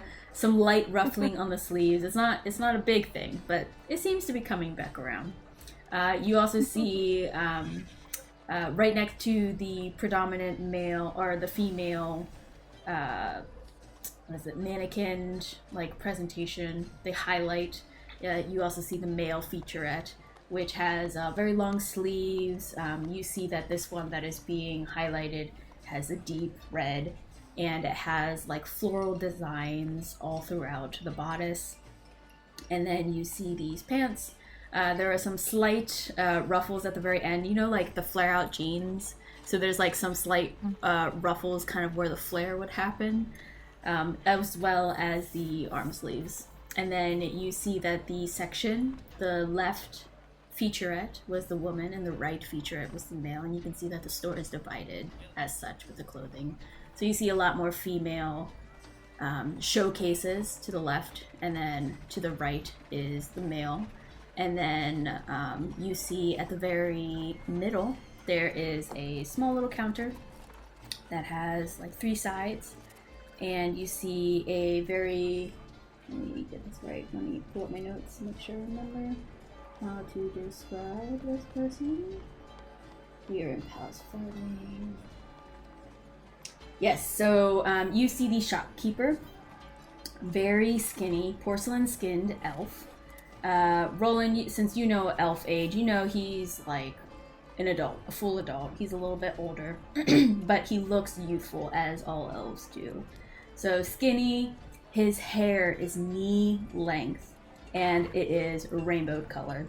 And you can see he's looking at you. He has kind of his arms very elegantly poised out, and he says, "Welcome to the store, my beautiful people. Well," and he looks at Tarvik, "Sure, humanoid. How can I help you?" I know this person. Does my family know this person just from knowing the elves in the city? You know of him. You don't know him personally. Your family doesn't know him personally, but you know he's like high fashion, elegant, a little bit eccentric. You do know that. Yeah, most elves don't have multicolored hair. Oh, and you would know his name is Lawrence. He's like, Lawrence. Yeah, he's well known to be the shopkeeper here. Do you have halfling clothes? Oh my, yes, I do believe we have some styles. They'll be towards the front, my dear. And you can see there is it's basically for children though. Not exactly for halfling. The designs are a bit more immature. They're highly floral, and they're very covering of the body, versus if you see some of the like adult women section, you see a little bit more deep cuts, some options for sensuality, but the children's stuff is pretty covered. Could you assist us in we require finery for a dinner party tonight? Oh, a dinner party. Oh, how I love those. Of course, of course. What are you looking for? Something fit to dine with the king. He looks back. Haha. Oh, That's funny. Oh, yes. That is quite hilarious. Oh, I love when customers have a sense of humor. Oh, how lovely. Come this way. Come inside. And he kind of like overtly gestures, like very grandiose gestures. He's kind of moving his arms, his whole body. Oh, yes. Look. What are you looking for? Striking or seductive? You want all of the ladies? This one certainly does. I don't know. You go first, Tarvik. Oh, yes, okay. You do. Look at those arms, darling. You have got it all. We'll showcase those arms, and the ladies will be fawning over you.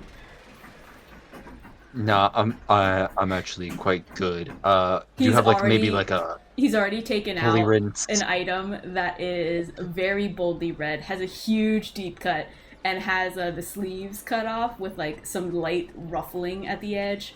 This will showcase those arms. Look at this! And he like pushes it forward to both of you guys as you take a look. Daring, seductive. It's perfectly meant for you. Daring is correct. How about a clearance section? Do you have a section that is on sale? I'm sorry, what is clearance? I understand. I just whisper over to I whisper over to Rolen. I don't think this is for us. Maybe we'll try the other place. No, we are not spending any more time. We are going to find something nice here. Perhaps something a little less revealing for Tarvik, something that gives the image of dark and mysterious man. Simple, straightforward. Mysterious. Oh, I understand. What do you have that would go over the armor, or like allow me to still wear the armor, and also not get thrown out of the palace? Well, dear, you are muscular. You do not want to hide your body underneath armor, but dark and mysterious. I definitely do. Oh, yes, I can do dark and mysterious. Yes, this is for you. And he like goes in and like reaches like a very dark royal, dark navy blue. It still has a deep cut, but the arms are a little bit covered, and you see some gold accented, or at least gold colored accented. What are those lines?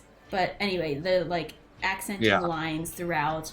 You also have some buttons. You do notice that even though it is a deep neck, it does have buttons, so you could button up a little bit. But even with the buttons, it would still be a slight V. So some of your chest will show. And he looks, and the pants are straight and they're very tight. And he says, dark and mysterious. Oh, this will highlight that lower body of yours and still reveal those chunky muscles. And he gives you like a grin. I love it. Ulrich just has the blankest look on his face, just trying so hard not to say his inner thoughts. Maybe something a little less constricting. Oh, so we want freedom. We want movement. Yes. And he like throws. He doesn't throw actually. He puts this back, but very quickly he will reach in for another pick. He is not hesitating whatsoever. He like has a vision in his mind. He reaches for the next piece. It still is a blue. It's a little bit lighter. It's more like a medium to dark blue. And you notice this one again has no sleeves. The pants are still a little tight, but it's looser than the other ones that he presented to you. And this one you still can no see... sleeves though. Okay. No sleeves. This one has no sleeves. You can pair it with a jacket. This one pair actually, it with a dinner jacket. For the pants, you see on both sides, like on the left and the right sides, string lace is like weaved throughout from the top to the bottom, and you can see a little bit of a gap. So, like, you know how, do you guys know what I'm describing? Like a corset. Yeah, kind of like a corset, but like from the top of the pants all the way to the bottom. Yeah. Yeah, and it's like there's a little bit of a gap, so you can see a little bit of skin. Tarvik is starting to like slowly get on board, but only because Tarvik starts like looking at his own armor and is like, I don't need sleeves if I'm just wearing like the gauntlets and plate mail bits, and like just like seeing how much of the plate mail he can put on his arms and everything to still like keep it on. He's like, oh. And like just starts measuring that out a little bit. This will let you be free. Free those arms, my man. I think I maybe have an idea. This may be a little bit too daring for you, though. I don't want to... Oh, for me? Oh, no, there is no such thing as too daring. What... Do you have anything that is... almost like a large cloak that would be basically just invisible? Would that just be too daring for you, then? Oh, invisible. Oh, that is... far the opposite of daring, my dear. You cannot be invisible. You must showcase what you have. But a cloak, a cloak that is daring, yet freeing. Oh, what do I have? Oh, yes, this will be beautiful on you. And he goes in and grabs like a, kind of like a short capelet, almost. It matches the color of what you had. He says, look at this. It accents your shoulders, but lets you breathe behind. And he kind of like does look like a little body wiggle. You can showcase I'm looking what at Rolen. you have. Is like Rolen excited about any of this? Like, is Rolen like, do I get the impression that Rolen is forcing a smile now as well, or like is Rolen like really into this? Roland was really into shopping before, but this seems like a little too like this guy's not on board with the conservative tone we're looking for. I don't think you know what I believe that maybe we'll check some other options, but I'm sure we'll be back. Oh, yes, you will be. Maybe Nothing you can help compares. your friend. Yes, maybe you should help my friend Cassandra find a appropriate dress for. Oh, and what about someone this like her. young, dashing fellow? He looks towards Roland. Do you have anything really conservative and traditional that still's made with fine materials? Oh, conservative. Yes, we can do conservative. And he goes a little bit farther into the back of the shop and pulls out a very dark, elegant, what's it? Like a, not a navy blue, but a little bit darker. And it's very straight. It has some of the, like the accent lines that is very shapely. It shapes nicely, but it's not like too tight. It has the buttons, and it has some nice, not string, but it has like some string accenting around the arms. That's very nice. But it looks very mild and very conservative, very formal compared to the things that you saw. It's normal, actually. Very normal. Dashing. That's Those lions, just so lean and taut. These lions, they will do wonders for you. Yep, that's I think what Rolen wants. Is there something like and this your friend for Cassandra? my friend? Oh wait, what do you say? Well, I was gonna say, Tarvik, is this the kind of thing that you wanted though? Like, something like this? Yeah, you guys chose different adjectives. Yes. Sorry. I'm gonna be honest. I don't think as soon as Tarvik got dismissed, I feel like Tarvik left and is now just waiting outside. I don't think that Tarvik. I think there's no chance that Tarvik stayed in the room with the man who is trying to make him into like a gigolo man, essentially. I kind of want to like go get Tarvik and grab him or try to prevent him from leaving just for like one more try. Like if this, I do not want to walk all the way over to the other place. If we can just fix this. As you go to try and get Tarvik and convince him, the elf goes, and Cassandra. Oh, have you struck in a liking to anything, my dear? Yeah, can we do something like sexy goth chick? Oh, well, but for little people. He takes a bit of a pause, and he says, "Oh, sexy for these clothing isn't really what we had in mind when we put these out here, but gothic, yes." What if we like cut a slit up the skirt or something? So. Oh, do you want tailoring? You want custom tailoring? I can do that for you, darling. How fast? Oh, well, we are quite busy here. I could do it in maybe... You could pick it up in the morning. Okay, never mind. Get me just a black dress. Black, and you want gothic. You want to summon the Dark Mistress herself. Yes. I see, okay.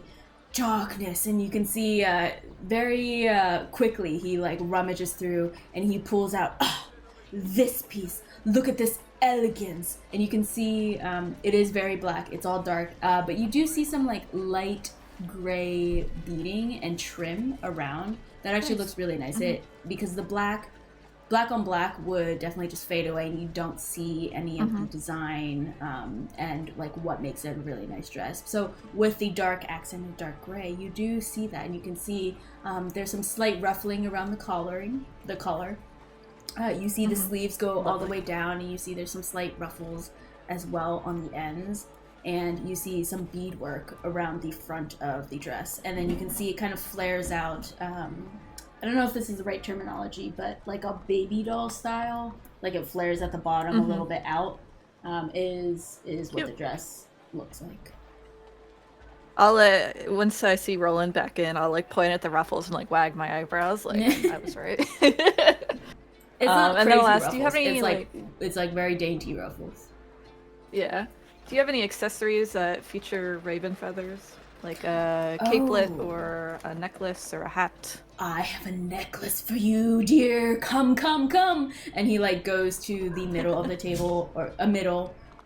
In the middle there is a table, and there are some jewelry assortments, and you can see he picks one out, and there's only one, where it has a small metallic feather, and it is black. Okay. And he says, "Something like this, my dear?" Yep. How much? Absolutely. Oh, this will look stunning on you. And you can see he just kind of like grandioses with his hands. Oh, you're back for more? Do you guys come in? Or no? Tarvik is just gonna make one comment as Roland essentially is dragging him back in, being like, "Do you have something like? Is there something wrong with Tommy Hellfinger? Is it like a bad store, or like is it just like you don't want to walk a little bit further south?" I don't want to walk further south. If we can just convey this guy something that'll make you happy. I feel like he was able to pull something pretty conservative for me, so I feel like he can probably do that for you too if we just try one more time. Okay. just going back in. And if it doesn't work, we'll go walk to the other place, yeah? Okay. Rolen, you do know when Tarvik asked, like, is there something about Tommy Hellfinger? One unique thing you know about Tommy Hellfinger is that the store is actually run by a devil. Just an FYI. It is run by a devil. You haven't heard anything bad about it, but you know that is a very unique thing. Since you've asked, it is run by a devil. I wonder if they'd have things Cassandra might like more. Actually, that does explain the multicolored hair. That actually explains a lot. So. No, the other one is run by a devil. So that's just 6 devils have rainbow hair. Yeah.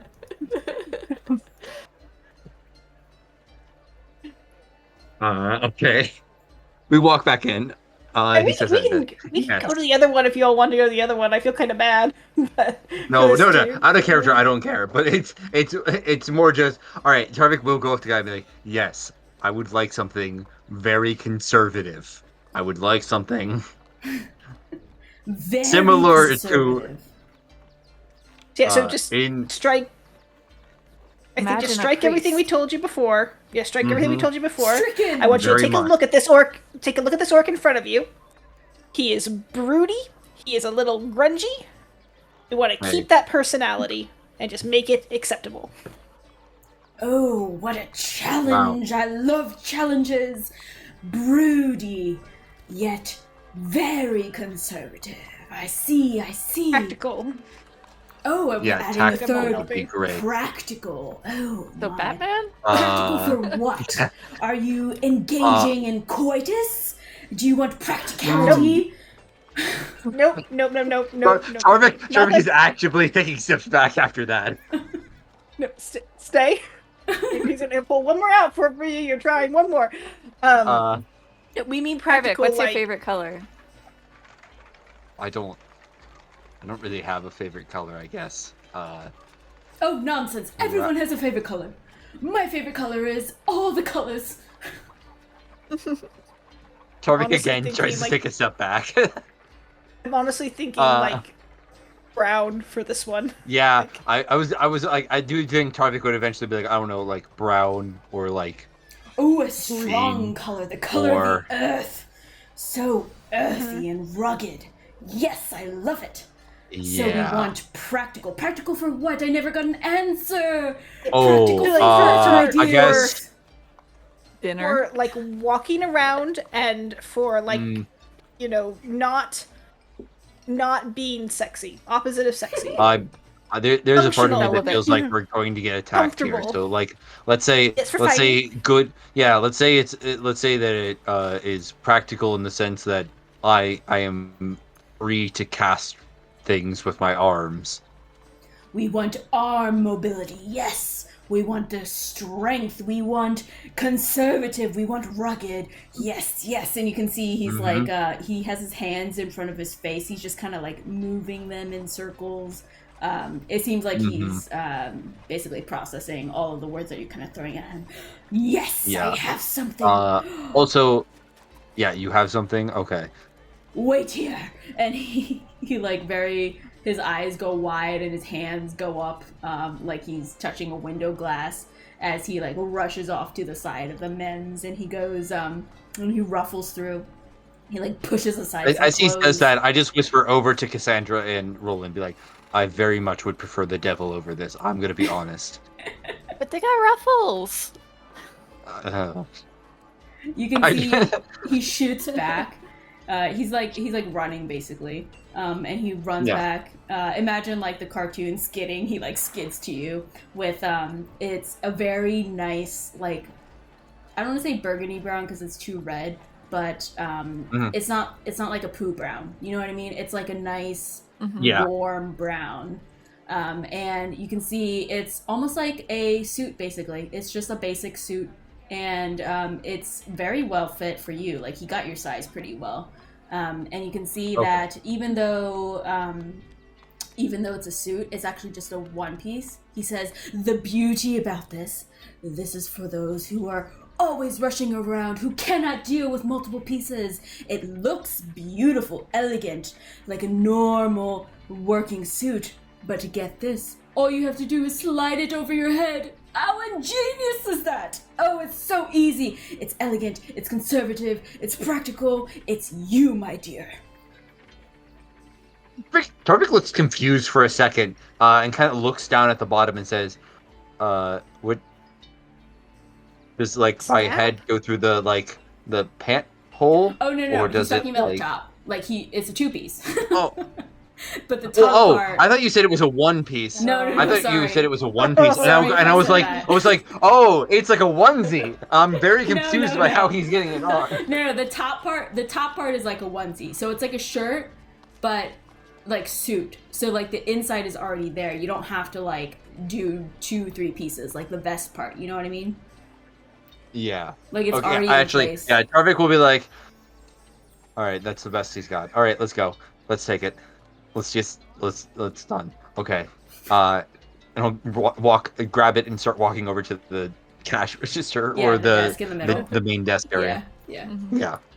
Oh, I'm so pleased you all found your styles. Look at you guys. Oh, did we want accessories for the males? The female already got a beautiful necklace. A hat for Rolen. Yeah, hat. I feel like we need hats. Yes. I have we? just the hats. And he goes actually towards the top of the shelves, and you can see he takes out like a long, elegant stick and very quickly like whips it up and like flicks the hats, and he catches them on his left hand. 1, 2, and then he comes down, and you can see there's a very elegant. I don't know if fedora is the right style. Let me just Google what a fedora looks like. I don't know fashion, guys. I'm sorry. Yeah, no, like fedora. no, it's like but a plain fedora, a brown fedora for Tarvik. And you can see for the suit, it's more like those British caps, where it, I don't know, it's like a I don't know how to describe it. Or like the paperboard kind of style hat, like the real flat one with the brim. Kind of, yeah. I guess that's what I'm like imagining. Like a Peaky Blinder hat kind of thing. Yeah, like a Peaky Blinder hat. Yeah, exactly. Yeah. And you can see it has gold accents that matches your outfit, Rolen. Nice. Yes, we need that. Oh, we need hats.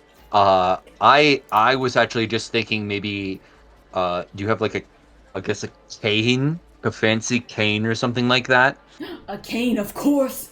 And you can see he rounds about his desk, not leaving eye contact with you, Tarvik. He's like excited. His eyes are like really excited, and he comes back. He just like pops one from underneath the table where you assume that there appear to be many canes, and he kind of pops one up. It's brown. It's got really great gold accent towards like the in between the actual straight part of the cane and the handle. And he presents it to you, something like this, and he twirls it around in front of you. Yeah, Tarvik will take it in his hand, like feel the wood, and then like a baseball bat, pick it up and like swing it, and be like, "Yeah, I guess that will work if we need it." And we'll set that no to the hats, but I'll take the cane. Oh, such a shame, but a good compromise. I'll take the hat, though. Okay, so we have a suit, and we have 2 suits. All right, separate. We're all paid separate. Yeah. Yeah. Oh, yeah, separate. everyone's Okay, separate. okay. All right, separate. All right, so 1 suit, 1 cane. Suit and cane for Tarvik. The suit Tarvik is going to be 20 gold, and the cane is 7. Yeah. Tarvik hates paying the amount that he has to pay for this and grumbles the whole time. But he will pay it. All right. Rolen, you have suit and hat. Was that it? Yep. Okay. Suit and hat. Great. Suit 25, hat 5. And then Cassandra, what did you have? You have the dress. a dress and a necklace. And then a necklace.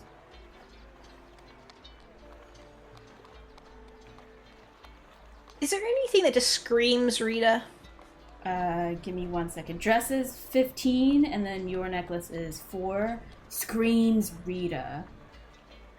Absolutely. There has to be. This shop absolutely has it. And Rieta can describe what screams Rieta. This shop definitely has it, though.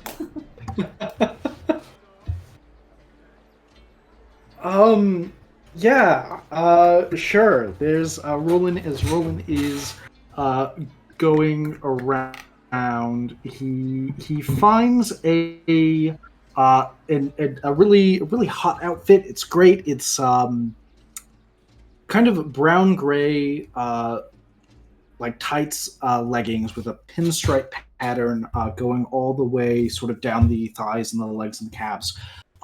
With sort of these matching boots that go with it, heeled boots that come up to the calves, and then going upward, there's a skirt on it. It's kind of a long, elegant skirt that's open in the front, so you see the nice pinstripe pattern, but it's sort of just a sort of sweeping around the back and draping down. Down toward the calves, on top of the tights, it goes into a corset up with just the on the sides. It's a just kind of a plain, elegant, but in the front of the corset, there's some texturing there to sort of. Nothing like super fancy there, but just some texturing to add some contrast. Some light rufflage. Yeah, probably rufflage, but it's very subtle. Really just texturing more than like pronounced ruffles.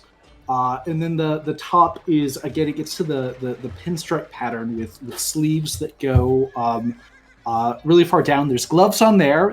That's not just convenient because I've got schmutz on my hands, but it's got some nice elegant gloves that match the sleeves that go all the way down to the wrists.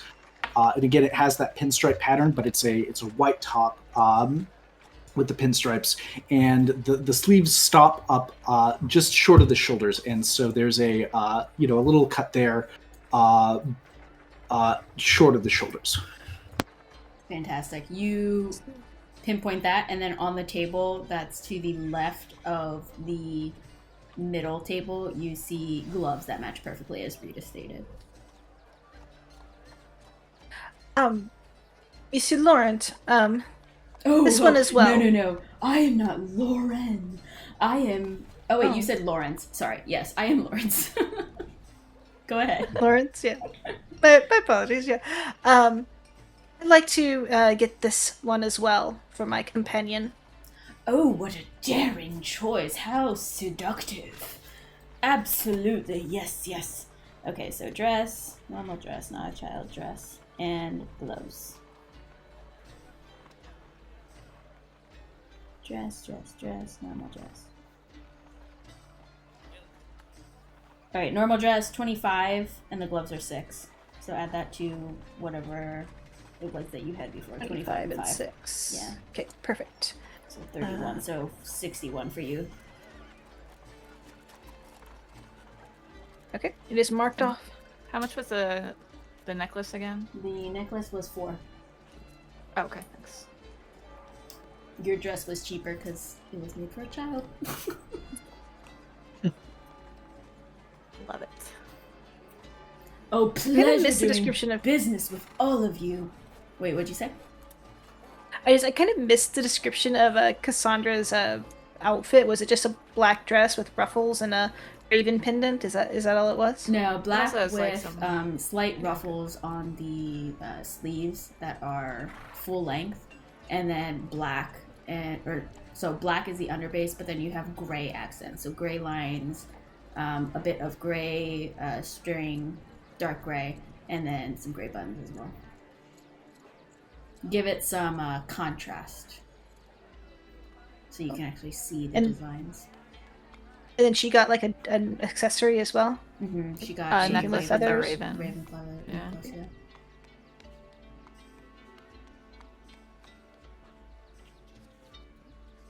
Well, darlings, it was a pleasure doing business with you, and please, oh, goodness gracious, come back. I can't wait to dress you another time. Your hair's really pretty. Right. Oh, thank you. And he kind of does like a hair flip. Lovely. That was fun. I say it's like Tarvik broods. Yeah, Tarvik was like, I'm glad that's over. All right, and we pop over.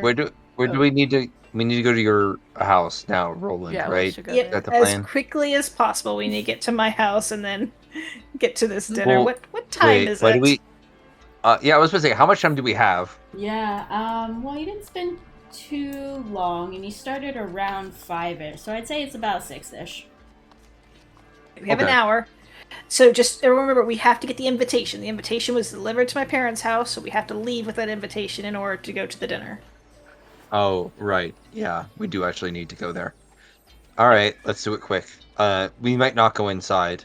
You know, we're pretty bad influences on you, Roland. I would like to try to remedy that situation if at all possible. So if you can humor me long enough to apologize to my father, that would be good.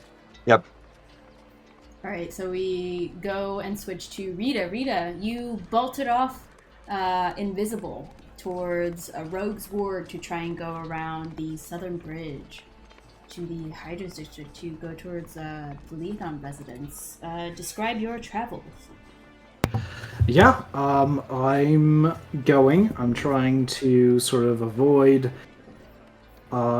folks, particularly, you know, I mean, I guess eventually the invisibility is going to drop, and when that happens, I'm wanting to be casual, be nonchalant, you know, not draw attention to myself, not look like I'm running away from something. I know that if anyone's looking for me, they're looking for a hedge witch and not a tiefling.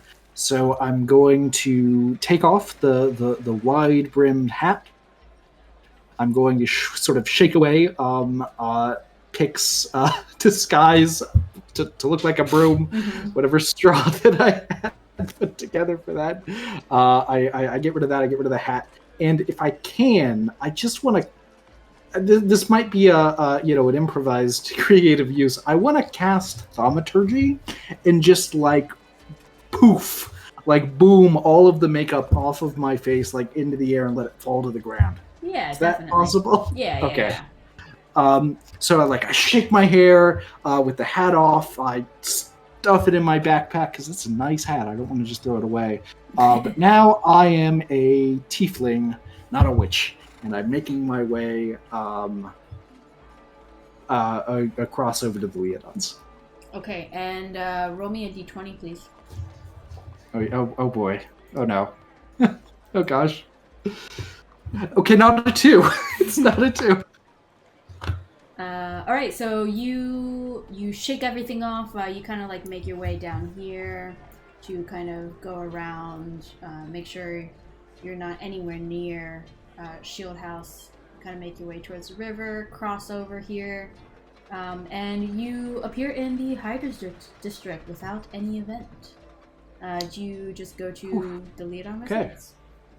Well, I need to... I mean, I don't think I can just show up at the Leodon residence after my encounter with Roland's dad.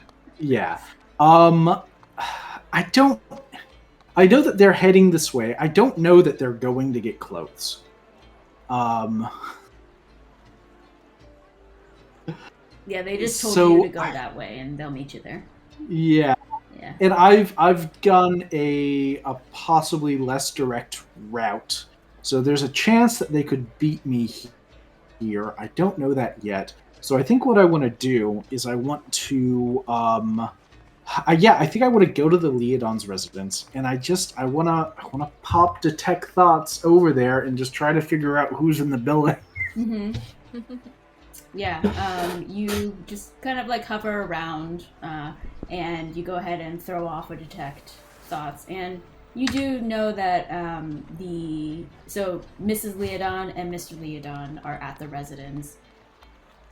and you can hear them discussing just their days, kind of like, oh well, like honey, I have. I'm not gonna eavesdrop. Yeah. You hear when you first. As soon as I figure out who's in the building, I have some painting to do. Like, well, we have to go and talk to so and so. Mr. Leodon responds, and you kind of hear before you kind of cut it off. But you know that they are home. Okay, and that I don't find any of my friends there. Okay, correct. So I beat them here. So I just need to find a place to chill out and wait for them to get here. Is there like a bench? There doesn't appear to be any benches, unless Rolen, you guys had a bench out in front. I mean, that's for you to add if you so choose, but no. Well, I mean, I don't want to. Yeah, I don't want to. This is just a neighborhood, right? Is there like a park nearby? It's like city residential. Okay. Is there? I guess I'm just gonna like walk around like this block over and over again until I don't know if you can see. Can you see what I'm drawing? Yeah. I'm just gonna walk around this block over and over again until they show up. Leisurely walk around the neighborhood of what you hear. All right, you're just kind of walking around. Some time passes. You're still walking a little bit, and then are you guys coming straight to the Leodon house? I don't need anything else for you to do. Because we're kind of going. We have to go south to cross over, don't we? Like southeast-ish. Multiple bridges. If we go to South Bridge, then a little bit. Tarvik, it kind of looks around and is like, I have an idea. How does everyone feel if we make at least I make a quick stop at M&M's? Sure. Are we okay with that? Or do you need to go? Do you need me to go? Because my clothes seem like they're pretty easy to put on, so that's gonna help me. So yeah, Is Tarvik I've been really needing dirty to go right there now? anyway. Yeah, can you be quick at M&M's? Yeah, I feel like we should let's not split up again. We're just gonna just stay together, be real quick, be quick at M&M's. We're gonna go buy it on the way. It'll be fine, and then we're gonna keep going. We'll be quick. So you guys make your way to M&M's, and you notice that there doesn't appear to be a line, and there's only one person allowed in at a time. So Tarvik, you go in, and it's the same as before. Excuse me, it's the same as before. You have the entire plethora of D&D items and things at your disposal to choose. Okay. There's like a book that you just kind of flip through. Yeah, I'm trying to debate. Because I had another idea in my head, and I think Tarvik might try it. Tarvik's gonna actually, instead of looking through the book at first, Tarvik's gonna walk in and approach the person standing there. It's like there's like two elves that work there, right? Yeah. There's like a man and a woman, right? Yep. Tarvik is gonna approach whichever one it is who's currently working and say, I have a question. Do you guys... I guess buy things might not be the right word. Are you interested in buying things, or is it just selling? We only sell, my dear. Okay. Even if, let's say, it was something from a place that doesn't exist, and that no one else had, you wouldn't want it then?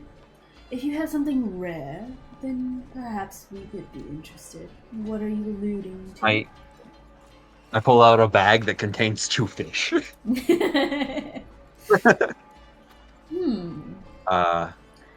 Maybe inspect. I know. Yeah. I would just be careful. I'll open up the bag, but I do need to. I'll have to catch them again if they get too far away. And I'll just open up the bag fully so they can start flying around in the closed room. Awesome. Let me see here. What did I write about? Nice. They inspect the fish and the woman will say 20 gold. Yeah, no. I feel like they're worth more than that, unfortunately. Do as you may wish. They are fish from the Feywild.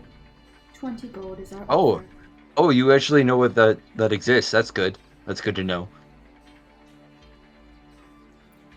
Will you be I selling look him these to straight at the us? eye. Yeah, they say nothing. Will you be selling Yeah. them to us or no? No, I was kind of hoping you didn't know that place existed. It'd be worth a lot more than. And I'll just catch both of them and put them back in the bag for now. uh, I. That's good to know that. I guess someone else knows it exists. You know, I've actually always believed in it since I was very young. Anywho, I actually did need something else instead, though. I need a sunburst pendant, worth at least 100 gold. Sunburst pendant. Sunburst pendant. All right. Let me just And let me double check that it. I don't either. It is just a spell component for a spell. Interesting. I can post. I can post the spell that I'm looking at. I can also post the exact wording. Yeah, here. This is the spell I am looking at right now. And the components. Okay, dog. Sunburst pendant. Okay, sure. We'll say they have one that is 100 gold pieces. Great. I will take that. Fantastic. And you can see they do what they do, which is they ask you to wait here. One of them steps out into the back.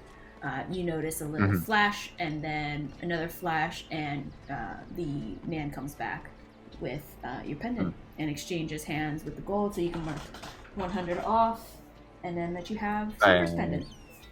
Woo! Are we shopping? That was all I was gonna get. That was the only important thing I needed. Yeah, I was about to say, if you need things too, we're already there, so.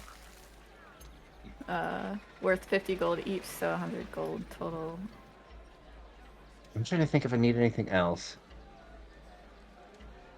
I don't think they're gonna have that much, but I would. Oh, what is the name of that spell? Why can I not think of the name of it? Wait, Cassandra, you need that? Yeah, I need that. Yeah, they'll have it. And okay, cool. I'll mark off. Cool. Yep. Oh, actually, sorry. This place upcharges. Sorry. Okay. So Tarvik, yours worth at least 100. Hold on, let me do the percentage calculation. Yeah, hang on. Sorry, M&M's upcharges because you can get anything. Sure. Which is a hefty price to pay for their magic.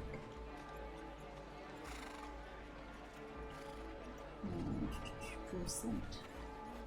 Norvik would gladly pay more just for this item as opposed to the suit, which he feels was overpriced for far less costs. Alright, Tarvik, 120. Okay. Was it 50? Yeah, Tarvik was. 60. Wait, 50 what? Cassandra. Sorry, I'm talking to Cassandra now. 60 for Cassandra. Okay. So it'd be and 60 plus 60. All right. And since we're just buying components, can Tarvik also buy? And I'll put this in the chat as well. 250 gold worth of incense and 4 ivory strips worth 50 gold each. 250. Okay, so that will be 300. Dang.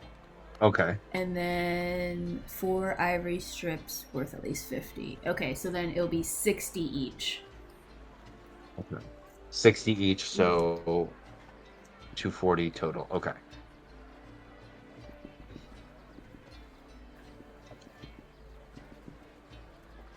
Oh, and we should buy whatchamacallit, a mirror while we're here too, shouldn't we? To replace that other one. Oh, scrying mirror? Yeah. I'm getting all the fun components today. I'm sorry. Oh, because someone has a scry spell, right? Yeah, I have the scry mirror. Yeah, a focus worth 1,000 gold, such as crystal ball, a silver mirror, or a font filled with holy water. Yeah, if you want a silver mirror, You said worth 1,000. Yeah, it's an expensive one. Okay. Actually, it's gonna does be Tarvik have enough for that? 1,200. Yeah, Tarvik wouldn't have enough for 1,200, so that's not going to be a today give purchase. you- We can. pitch in. I can pitch in 300. Right, that would be Okay. I'll do I'll pitch 300. in. So that would be 30 platinum. Okay. 30 platinum. Rita's not here to pitch in the rest. Should we just do it 3 ways instead? Do 40 each? Okay. Yeah. If she wants we to can do that. play us 40 30, each. it's fine. Yeah.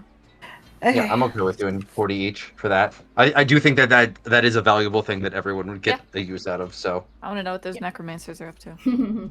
what do you think I bought the ivory strips? Legend lore, baby. Legend lore. I actually that's a can't good believe that the spell. mirror broke.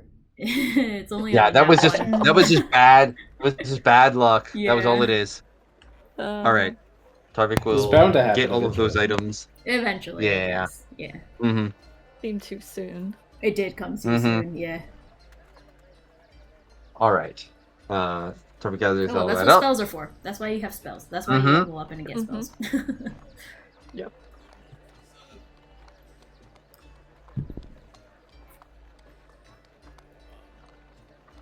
All right. Was that it for shopping? Yep. Yep. For now, at least. All right. For now. See what Sea Garden gets us. Fantastic. So you leave M&M's and they, their typical slogan, they say to you, "We hope you have a sweet day." And then you leave, you go directly to Hydra's district towards the Leodon residence. I would say over to Roland.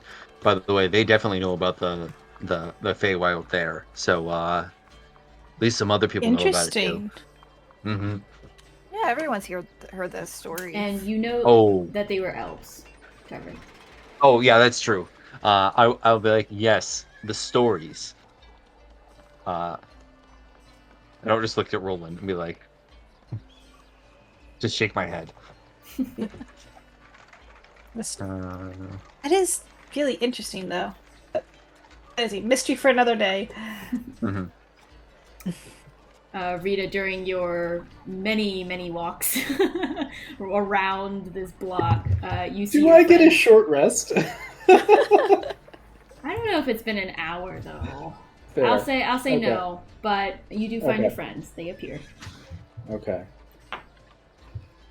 Oh, there you are. We went shopping. Mm-hmm. I do not understand. Some of it was more useful than others. I do not understand this day. This is a weird day. It was a very weird day. It's a very weird day. We all agree. Very, very strange. We should use It's not the over weird yet bathroom. either. What weird bathroom?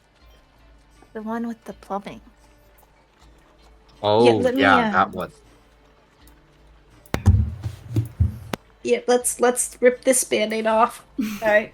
I'm gonna head towards my parents' house. Yeah, as you do. I'll try to fill Rita in on the discussion Roland's dad had with us. Oh yeah.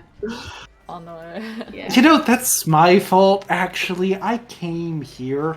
Thought we would meet up here. I didn't think you all would just, go along. Like you, Cassandra. How did you end up going along?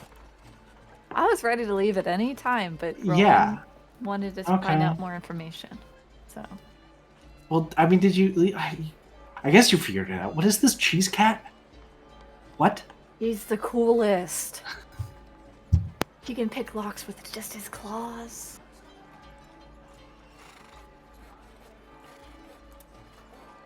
But we're not supposed to talk about him. Mm-mm. Okay. And, a bunch of people died and it's just okay? Well, we owe them something from the Underdark. Huh. They realize that, I mean, do they know that the necromancers have the eye, and with every passing moment, they get closer to whatever, goal they have for taking over Skylark and, turning everyone into an unliving servant of the Whispered One? Right? Do they know that's a thing? Mm-hmm. Yeah, they're just really focused on the dwarves right now. Okay. I don't think we're gonna get support from them besides... Oh, we're gonna get a reward. Oh, right. Let's hope that it's valuable. I think we're going to get recognition. We're not going to get a Yeah. reward tonight's dinner. Turvy, Well, I not would tonight, say, well, but tomorrow.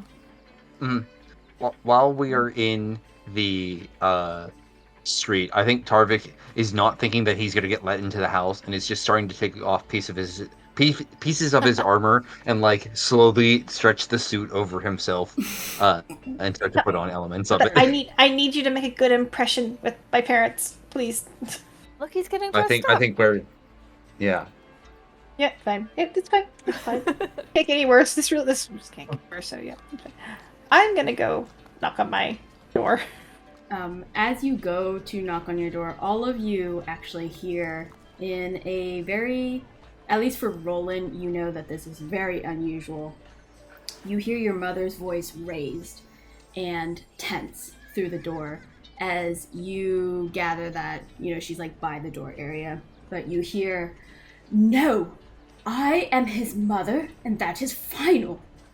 And you hear your dad's voice booming, "Stop right there, Lelora. He is my son, blood or not, and I love him just as you. I have a say." Your mother says, "All right. I'm sorry, but you don't understand him like I do. He's chaotic, does as he wishes, and on the whim of his desires." And then your dad says, "Well, then we reason with his desires again." You notice the tension starts to die down, and your mom just kind of chuckles and sighs. "That's why I love you. You're so structured and determined. Can you please stop talking about this for now? Seeing you so worked up is so cute. Let's get you worked up in bed." And you can hear like kind of footsteps and a sigh, and just kind of like leading away from the door. I wait like a calculated 90 seconds. Don't let them get further.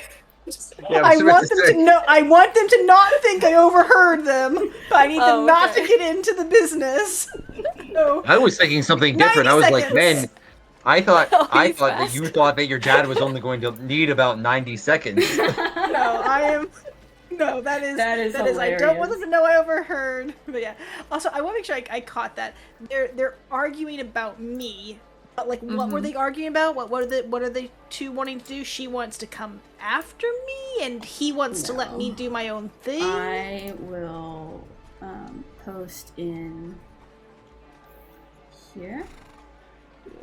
It was left vague intentionally, I think. Yeah.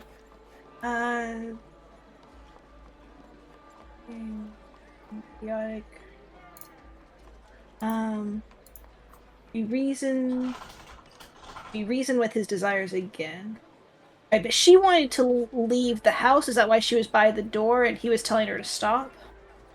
You don't know if she was trying to leave or not. You just know that their voices kind of drifted into the foyer area, and they kind of halted, had their conversation, and then they drifted back upstairs. Or they drifted upstairs, at least. Alright, well, 90 seconds and then knock on the door. It sounds like they came from the sitting area from the left. 90 seconds, you knock on the door, and you notice it takes a little bit, but you hear footsteps coming down, and you are very familiar with your father's footsteps, so you know that it's your father coming down. As he opens the door, says, "Oh, Rolen. Hello. Hello, all." Hello. He kind of looks towards you guys with a less friendly demeanor. It has been an exceptionally long day that is not over yet. Yes, I have some questions. I heard you were arrested, but come in. Thank you. And he says, "Come in" to my friends as well, or was there like a break there? He looks cautiously towards your friends with kind of like a bit of a side eye, but he leaves the door open for them. But you can tell he his demeanor isn't very friendly towards them. I understand that there may be some reasons for my friends having worried you earlier today. Did you know I will that they answer were in jail? all of your questions. They were jailed. I will answer all of your questions. I need you to understand, though, that we are supposed to be at a dinner with the king in less than an hour, and the invitations were delivered here. That was the royal letter, yes. It had the seal, and he goes to the table. You also have a letter from Lenora, and he gives you 2 letters. Oh. He gives you one with a royal seal that you recognize as the royal crown seal, and then one from one that doesn't have a formal seal, that just kind of he passes to you, mentioning Lenora. I will pass over the royal seal to whoever followed behind me. I assume Cassandra or Rita is right behind me. Who followed? Yeah. Yeah? Cassandra will. Okay. Yeah. Cassandra, Eric followed in, but he's still getting his shirt on, so I don't think like it's quite... half in his shirt. He's not... Yeah. Yeah. And it's great. Stretchy, so I would imagine like Tarvik is struggling to get it on in a lot of ways. That's great. All right, so you give the letter, Cassandra. Do you open it? Yeah. Oh yeah, definitely. Okay. You immediately cut into it, and you see this letter here. It says, His Majesty King Raziel Fortworth II of Skylark Kingdom requests the pleasure of the company of, and you see in handwriting, Death's Witness, for dinner at the Royal House on, and then in handwriting again, you see this 10th 10-day eve of Marpinoth at, more handwriting, 2 bells past sundown, and then another royal seal with the Fortworth crown seal. Wow, this is so cool. Look, it says our name, and I like show it to Rita. Gosh. What does the F mean? What does what mean? The F on the seal? The last name. Fortwit. Oh, Fortwit. That's boring. But it's the king! Oh, it does so... Okay. Do you think replicate this seal? Oh, 100%. Yeah. It is an easy seal. I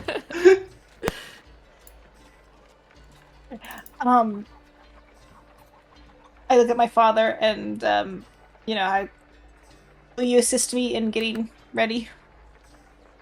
I can answer your questions, I guess. Yes, if we are talking whilst getting ready, of course. You do look a bit dirty, and he kind of like brushes you off.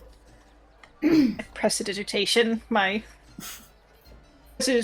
back into my normal state. It's been a long day. Yes, but as I've taught you, we go through our days, long or not, with grace. Come. And he takes you upstairs. Lenora, my dear, we do have company. Our son is here with his people. Friends.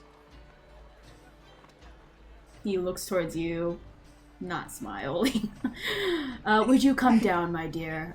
We must entertain, and if you could assist his people downstairs, I will take care of getting Rolen ready. He apparently has a formal engagement with the royal court. I just realized that it's this moment when Cassandra showed Rita the letter that Rita finds out that this is dinner with the king, so she freaked out a lot more than I did. Like, it's the king! Like, she's totally forgot about, like, necromancers and everything. It's like, oh my god, it's the king! The king knows our name! It's on the letter! It's stuff! Right? He wrote it himself, I bet. Yep. Oh my god, he did! This is the king's handwriting! Oh my gosh, you can forge the king's handwriting now! Yes! Amazing. Imagine all the letters we'll send. The world is your oyster. Why didn't you tell me it was dinner?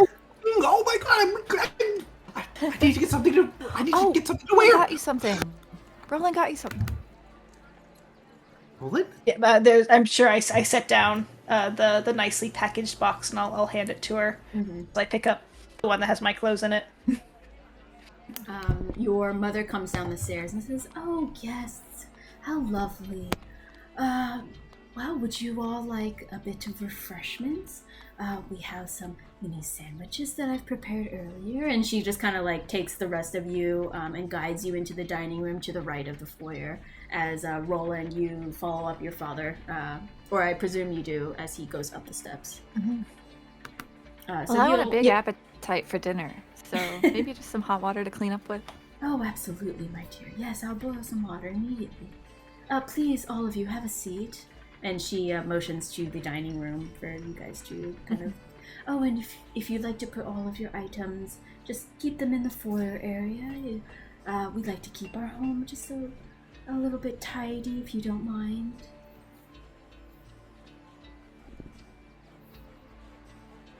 Yeah, I set all my stuff down, except I carry my dress with me. Yeah, that's fine. Oh, yeah. Oh, by the way, Cassandra, I should tell somebody this. I stole like 100 platinum from the Shadow House guys while I was out. Nice. Yeah, and I gave it to... Is it real? Yeah, it was totally real. I don't have it anymore because I didn't want to like lose it and I didn't want to get caught with it. So I donated it to the Temple of the Raven Queen, and it's totally real. I am so conflicted right now. You donated it? What do you mean? But it was to the Raven Queen. But I didn't. I wanted to invest it in. I wanted to invest it in what is it? The guy. You know the guy, not M&M's. The Pips. Yeah, I wanted to invest it there, but like I was worried that they'd be able to track their money or something and be back to them. So I just gave it to the temple. Oh, we got some platinum as a reward. So I guess it all works out. Did we? I think Roland's hanging out to Rita's share, right? This is out of game. Yeah, me remembering. Okay. Yeah, when we saw Rita, Roland could have handed over her things, so he had I think 300 gold for her, and I don't know. I'm trying to debate, would Roland have just taken the 30 for the mirror out of that and not told her? No, he'll give her a gold. He'll give her the 300 gold and the health potions, which I'm trying to remember what the health potions were. It was 2 greater and 3 common. So I guess just a common? No, each of you got 2 greater and 3 common. Gotcha. Okay, so 2 greater and 3 common health potions for Rita and the gold. Was it 300? I'm trying to find in my note that it was 300. Wait, how is there... Wait, Roland, what about the... You got me these beautiful clothes. Like, you can't just take the... No, how much was this? Oh, it was 31 gold pieces, I believe, but you can consider it a gift if you like. You'll take... Or... Oh my gosh, this is a gift? Oh. Sure. You did not get to select it, and Can I insight get check it for you? this? Yeah, you can. Got crushed. Yeah. Inside it.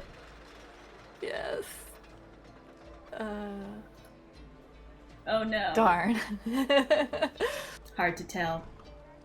Alright. I'll keep watching.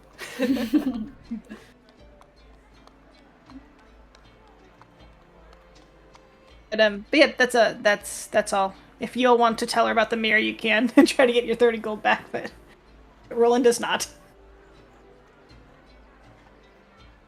Awesome. So Good, you guys are talking. Are you guys talking about it? We'll just stay with you guys, the 3 of you, as Roland goes up the stairs. Do you like your dress?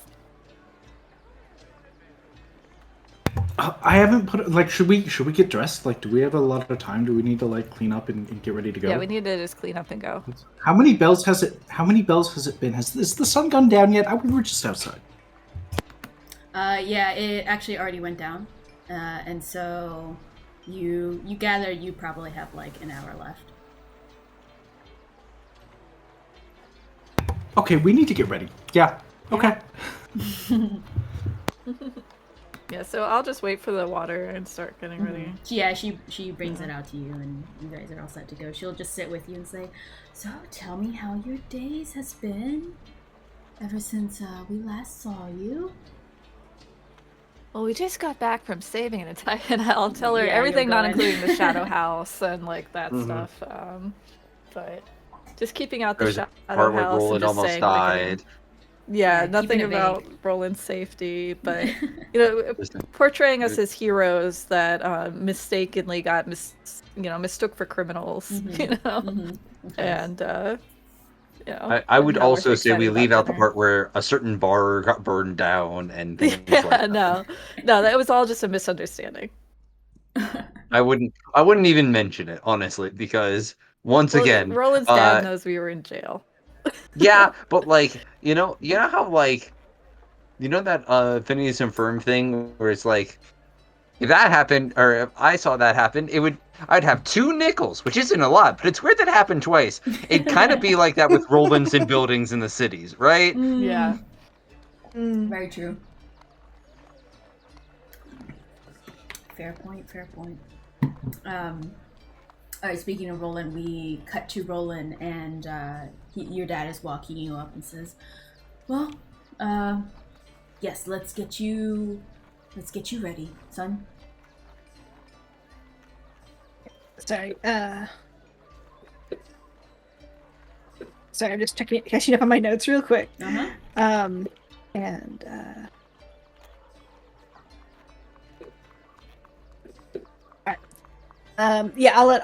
let my father help me, and I'm going to procrastinate a little bit on the conversation of just is there any etiquette for dinner with the king that we should be aware of? Just follow what I've taught you, being formal, respectful, sitting up straight, dining appropriately, and you should be good. Should anybody reach out to you for conversation, simply ask questions and keep the conversation alive as needed. You're very well versed. I've taught you well. You will do good. I understand there was a little bit of confusion earlier regarding some of our activities. I want to assure you my group is not confusion, son. I saw your friends in jail. They seem to be bad influences, and I do not think that your association should continue with them. Will you allow me to explain? You may. My friends are also on this invitation for a reason. They're a very capable group. The instance in the jail was part of an operation where they were asked by the Crown to infiltrate a group of criminals and were thus posing as criminals themselves in order to gain access. And how have all of you been entrusted with such great deeds of undercover work and such? I will not break the trust of the Crown and of Shield House by divulging that, but I believe we have earned over the trust of family. Did you truly have me discuss secret things to you? I am your father. It seems that your safety is being compromised by the Crown, so yes, I would like to know what is going on. There's nothing I have not chosen for myself. You can see he kind of does a very soft sigh, and you see his demeanor break a little bit. Usually he's very stiff, and you know he's stiff with love. He's very caring, but it's more what's the phrase? It's not coming. Controlling. Sure. Yeah. Controlling a little bit. He's definitely been stern. He's been stiff, and you can see he kind of relaxes a little bit. His breath kind of goes out of him. He sags his shoulders a little bit and looks at you with very endearing eyes, almost as if he's looking through you. And he just kind of goes into a soft smile and says, all right, the decisions you have made. And he kind of I can't understand. Go ahead. I can't understand, though, if you would prefer I didn't involve you in the family. We can request that messages no longer be sent here, and we can cease to use this as a haven, if of course that is what you and Mother prefer. You are always welcome, and I would rather have trouble come to our door to understand that you are in trouble and that we can help. You give us very little communication about your whereabouts recently since you left. Your mother's concerned, as am I. We relish these small moments. So. I apologize for making you worry. Your apology is accepted. However, we would like more communication if you could work on that in the future. I will. I shall send letters whenever possible. Very good. I know it is hard, but if you have any trust in me at all, I would ask you to extend it to my companions as well. They have earned respect, if nothing else.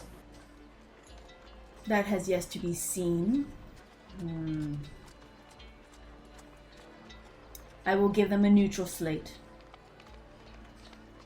We shall see if they are earning of the respect, as you so say.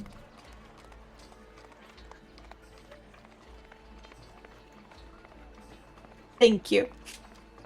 He nods a little bit. Thank you. Like a curt nod. Now, let's dress you. What did you pick? And he kind of like looks in. Pull out the dark blue velvet, suit and top with the gold buttons and. Wise choice. Very formal. Beautiful. Do you need my assistance in any way? Yeah, I'll let him help me in a very dad dressing his son for prom kind of. Just fixing the collar and vibe, stuff. But yeah. Yeah. Ruffling the hair a bit. He tries to pat your hair down, and like anyone else who's ever tried, can't quite do it. Which would be a new thing for him. He remembers me having very slick back, controlled hair, and you can tell he's a little frustrated that it won't go down, but he just kind of lets it go. I've been thinking about braiding it. Perhaps it is recent that it has become wild. He kind of purses his lips. But I have a hat? Yes, and it looks dashing. Very good. Well then, shall we go downstairs? Yep, I'll follow him downstairs. He gives a curt little nod and we'll head down the stairs with you. Lenora, my dear. Wonderful. And he takes a cup of hot water and he'll take a tea bag and make himself some tea. Thank you, darling. He looks towards you guys, kind of sits at the table. So, you have a dinner with the king. It seems you've done great deeds.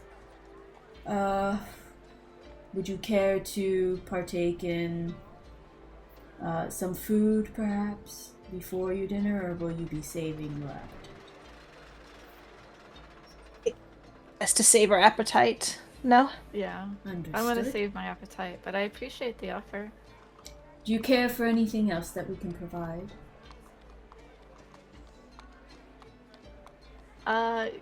Can someone help me corset my dress?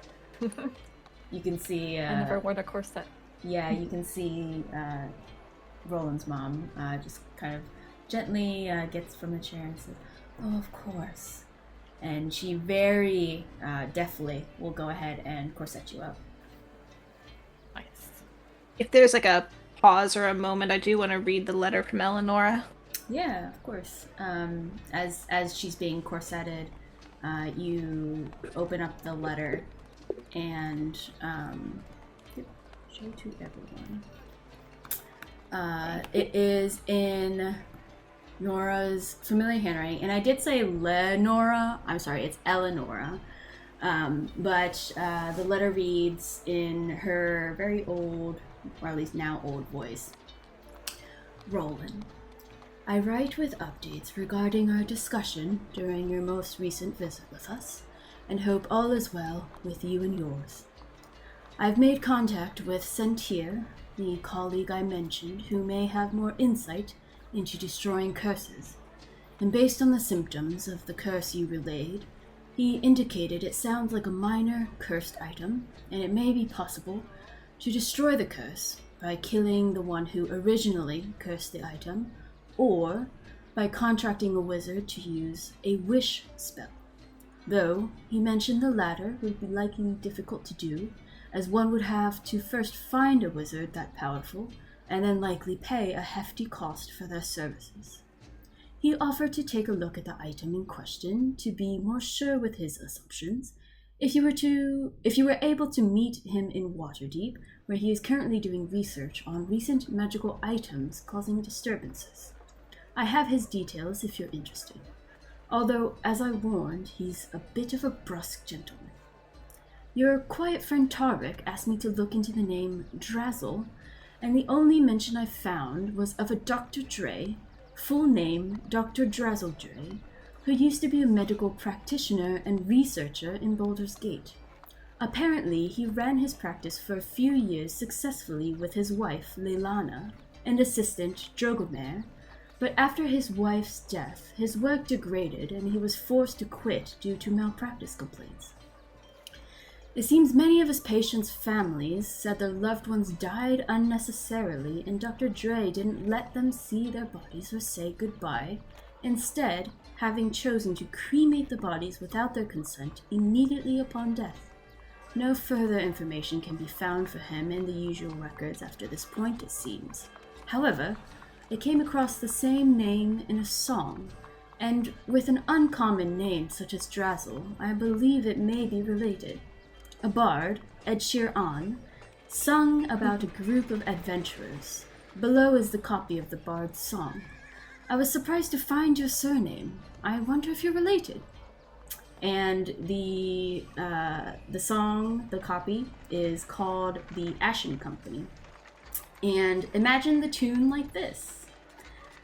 There once was a great fiery blast that had which way people were aghast.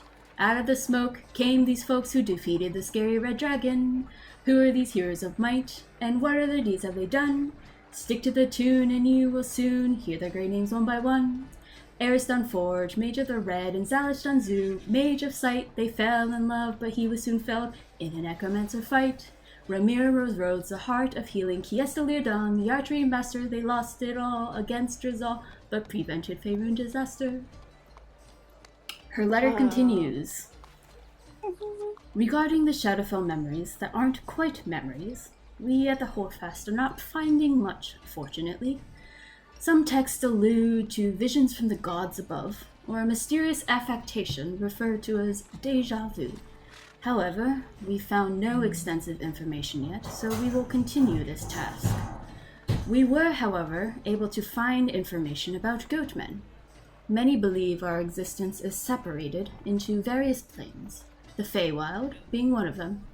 Being elven, I'm sure you're familiar that it is said elves are to have originated from this Feywild before man ever existed, eons ago. In this Feywild, there are apparently goatmen called satyrs. Satyrs are said to be curious and incredibly hedonistic. They were willing to go to any length to achieve their desires, giving little thought to the results of their actions, and often roped other creatures into participating in debauchery. If a goat man was contacting you, it would be a satyr. However, despite many firmly believing in this so-called plane, I must insist you keep rationale and understand this is just fairy tale. Other planes do seem to exist, but the existence of the Feywild is an adaptation of a fairy tale land many use to enthrall and intimidate children. Although some researchers and adventurers argue otherwise, many agree with this conclusion as of the last roughly 70 years or so. Some that have previously argued it existed even recanted the statements, which reminds me, you must be close to, if not already, 70 now. Forgive an old mind like mine to forget. It's been many years since we've connected. The next time you visit, we should celebrate our 70th birthday together at the palace like we talked about long ago.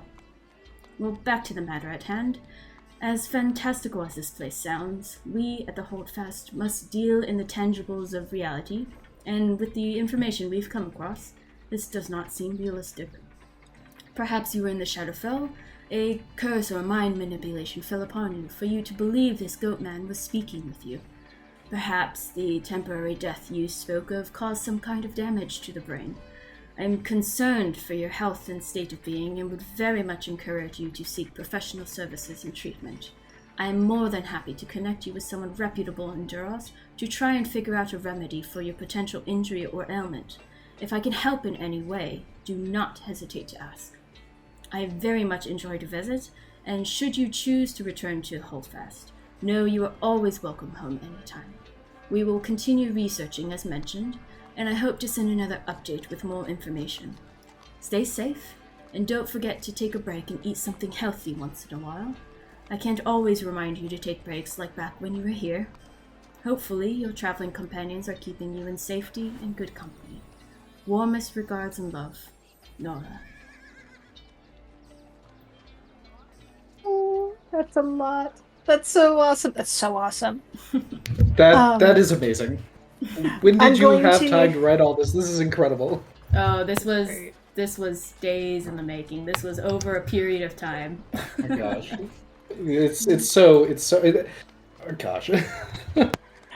I'm going to ask my father about Kiestel Leodon, the archery master, and the Ashen Company. Mm-hmm. But then I'm also going to give the letter to Harvick, pointing to the second paragraph about, since he was the one that asked about it, I guess, the name Dr. Dre. Mm-hmm. Yeah, so you asked your father. Let me pull up my notes here.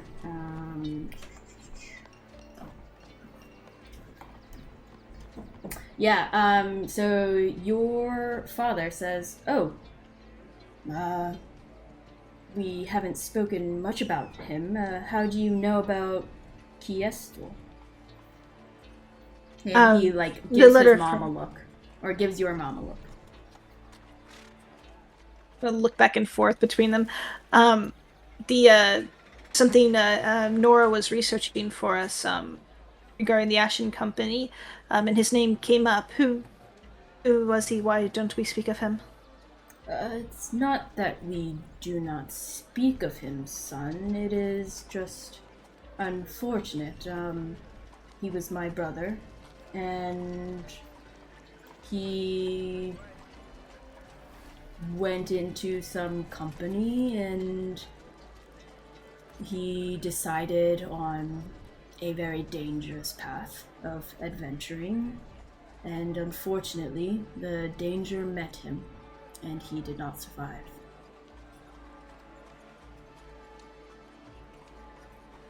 We wanted to stay away from it, so we do not know much more than that, but it must be that he did something to be written in song, I suppose. That's comforting. You can make an insight check if you want. Insight for sure. Okay, that sucks. I used my inspiration earlier. Okay. Seems how long ago would this have been? Oh my. It's many years ago. I'd like to venture, I guess, between...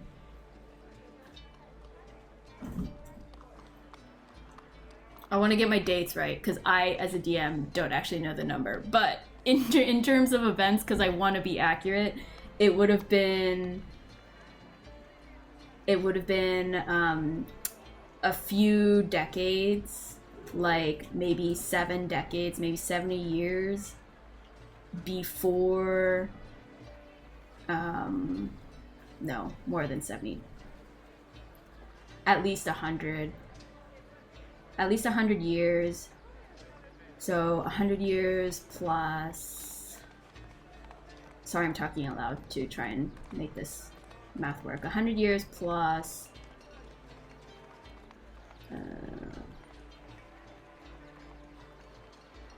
Okay, so it would be like roughly 100 years ago, he would say. And that makes sense in the terms, let me make sure it makes sense in the terms of events. So 100 years ago. It's okay. I didn't mean to derail what's having to figure out a timeline. No. That's all fine. No, sorry. Yeah, it's like roughly 100 years ago. And if we need to retcon that, I'm just noting this as something. Maybe it might be more or less, but give or take 100. I know I'm rolled low on the insight, but does it make sense to me that my parents don't know what's going on? Like, it was his brother, but he didn't know. Obviously, a bard wrote about them, but he didn't know that the Ashen Company were heroes that saved Faerun from disaster. Does it make sense? Is that weird? That he doesn't know. That does not make sense. Go ahead and make just a straight intelligence check. Intelligence. Ooh. It would make sense because when adventurers do their deeds, it depends. Like, some are well known, some are not. So unless his brother was writing to him consistently, you would gather, yeah, it's very plausible that he didn't know. Like, your father did not know.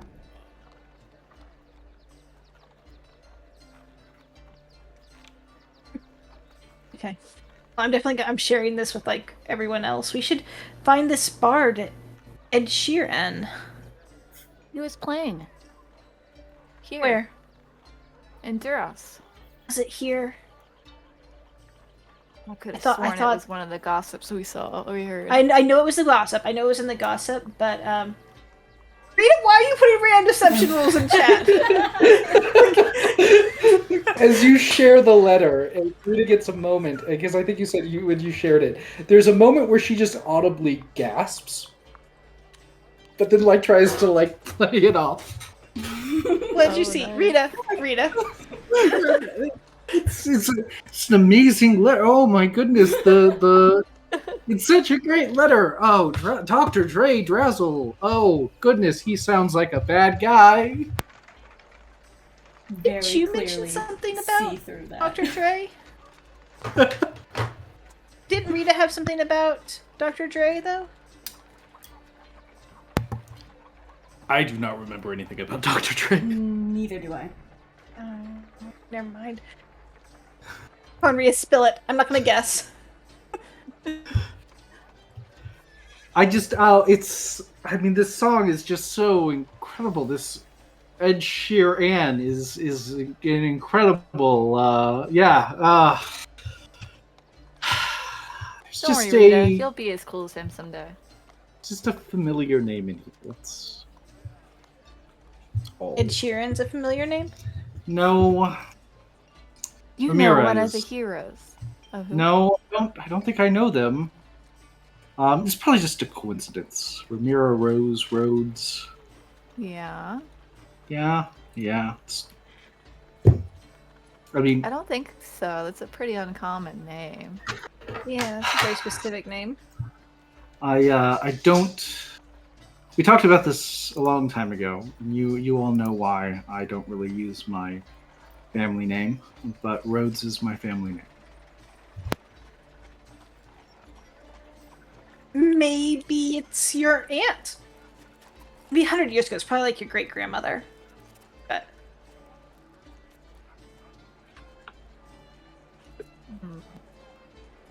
Is any of your family still alive? Yeah. I mean, last I checked, my parents were still in. Oh, God, where am I from? Amphale.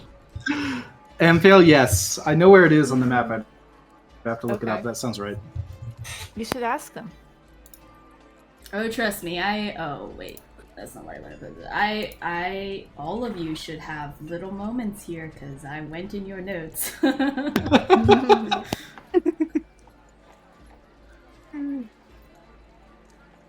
What, you were in Waterdeep at one time, weren't you, Ash? Do you recognize, this person she's referring to in Waterdeep?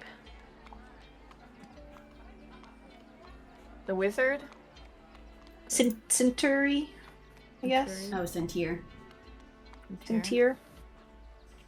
You can roll a history check, but it's likely going to be a no. I wasn't in those smart circles. Yeah. Well, that was the only way you would know. So yeah, so you knew of Centaur. You heard something passing. There was a potential heist. There was a wizard who was visiting, who was researching some things. He was in town for a little bit. He wasn't of Waterdeep, but he was in town. And he was making a name for himself, and you heard in the crew oh yeah, a wizard, he's gonna be researching stuff. Oh, there's gotta be something he has, but it fell through because things the planning wasn't right. But that's how you know of him. He was an up and coming wizard. I'll relay that to Rolen. Sorry, not to metagame. Is there something else that Cassandra relates to in this letter then that was or part of it? Everyone else has got I will in not connections share established. I'm asking Cassandra. Do you recognize anything? Dig in.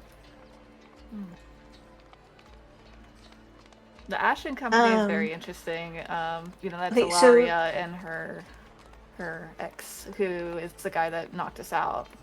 And it says that he died, but we saw him, and that's what I kept focusing on. So let me see if there's something else. I feel all the Baldur's Gate with Dr. Drazzle, Liana, and Dromunger, that's all Karvik stuff, right? None of that's you. Well, Drazzle is also the guy in the song that they fought. I think that's why Karvik was that's asking right. about Drazzle. That's right, it was.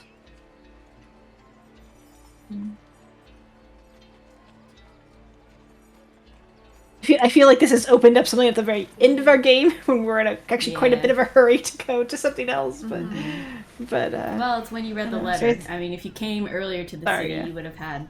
No, this is perfect. I think really we have want to learned go to Waterdeep. I'll tell you that, and it's telling us to go there. So. It's so far, and Amphil too is so far. But if that's our path, it's fine. But I think we have learned though that we come by my parents' house first when we're in the city. Get our mail. It's important.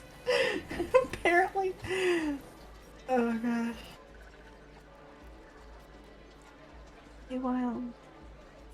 All right, so you guys can digest this. It is a lot. But we are coming around game session time, so I will stop recording.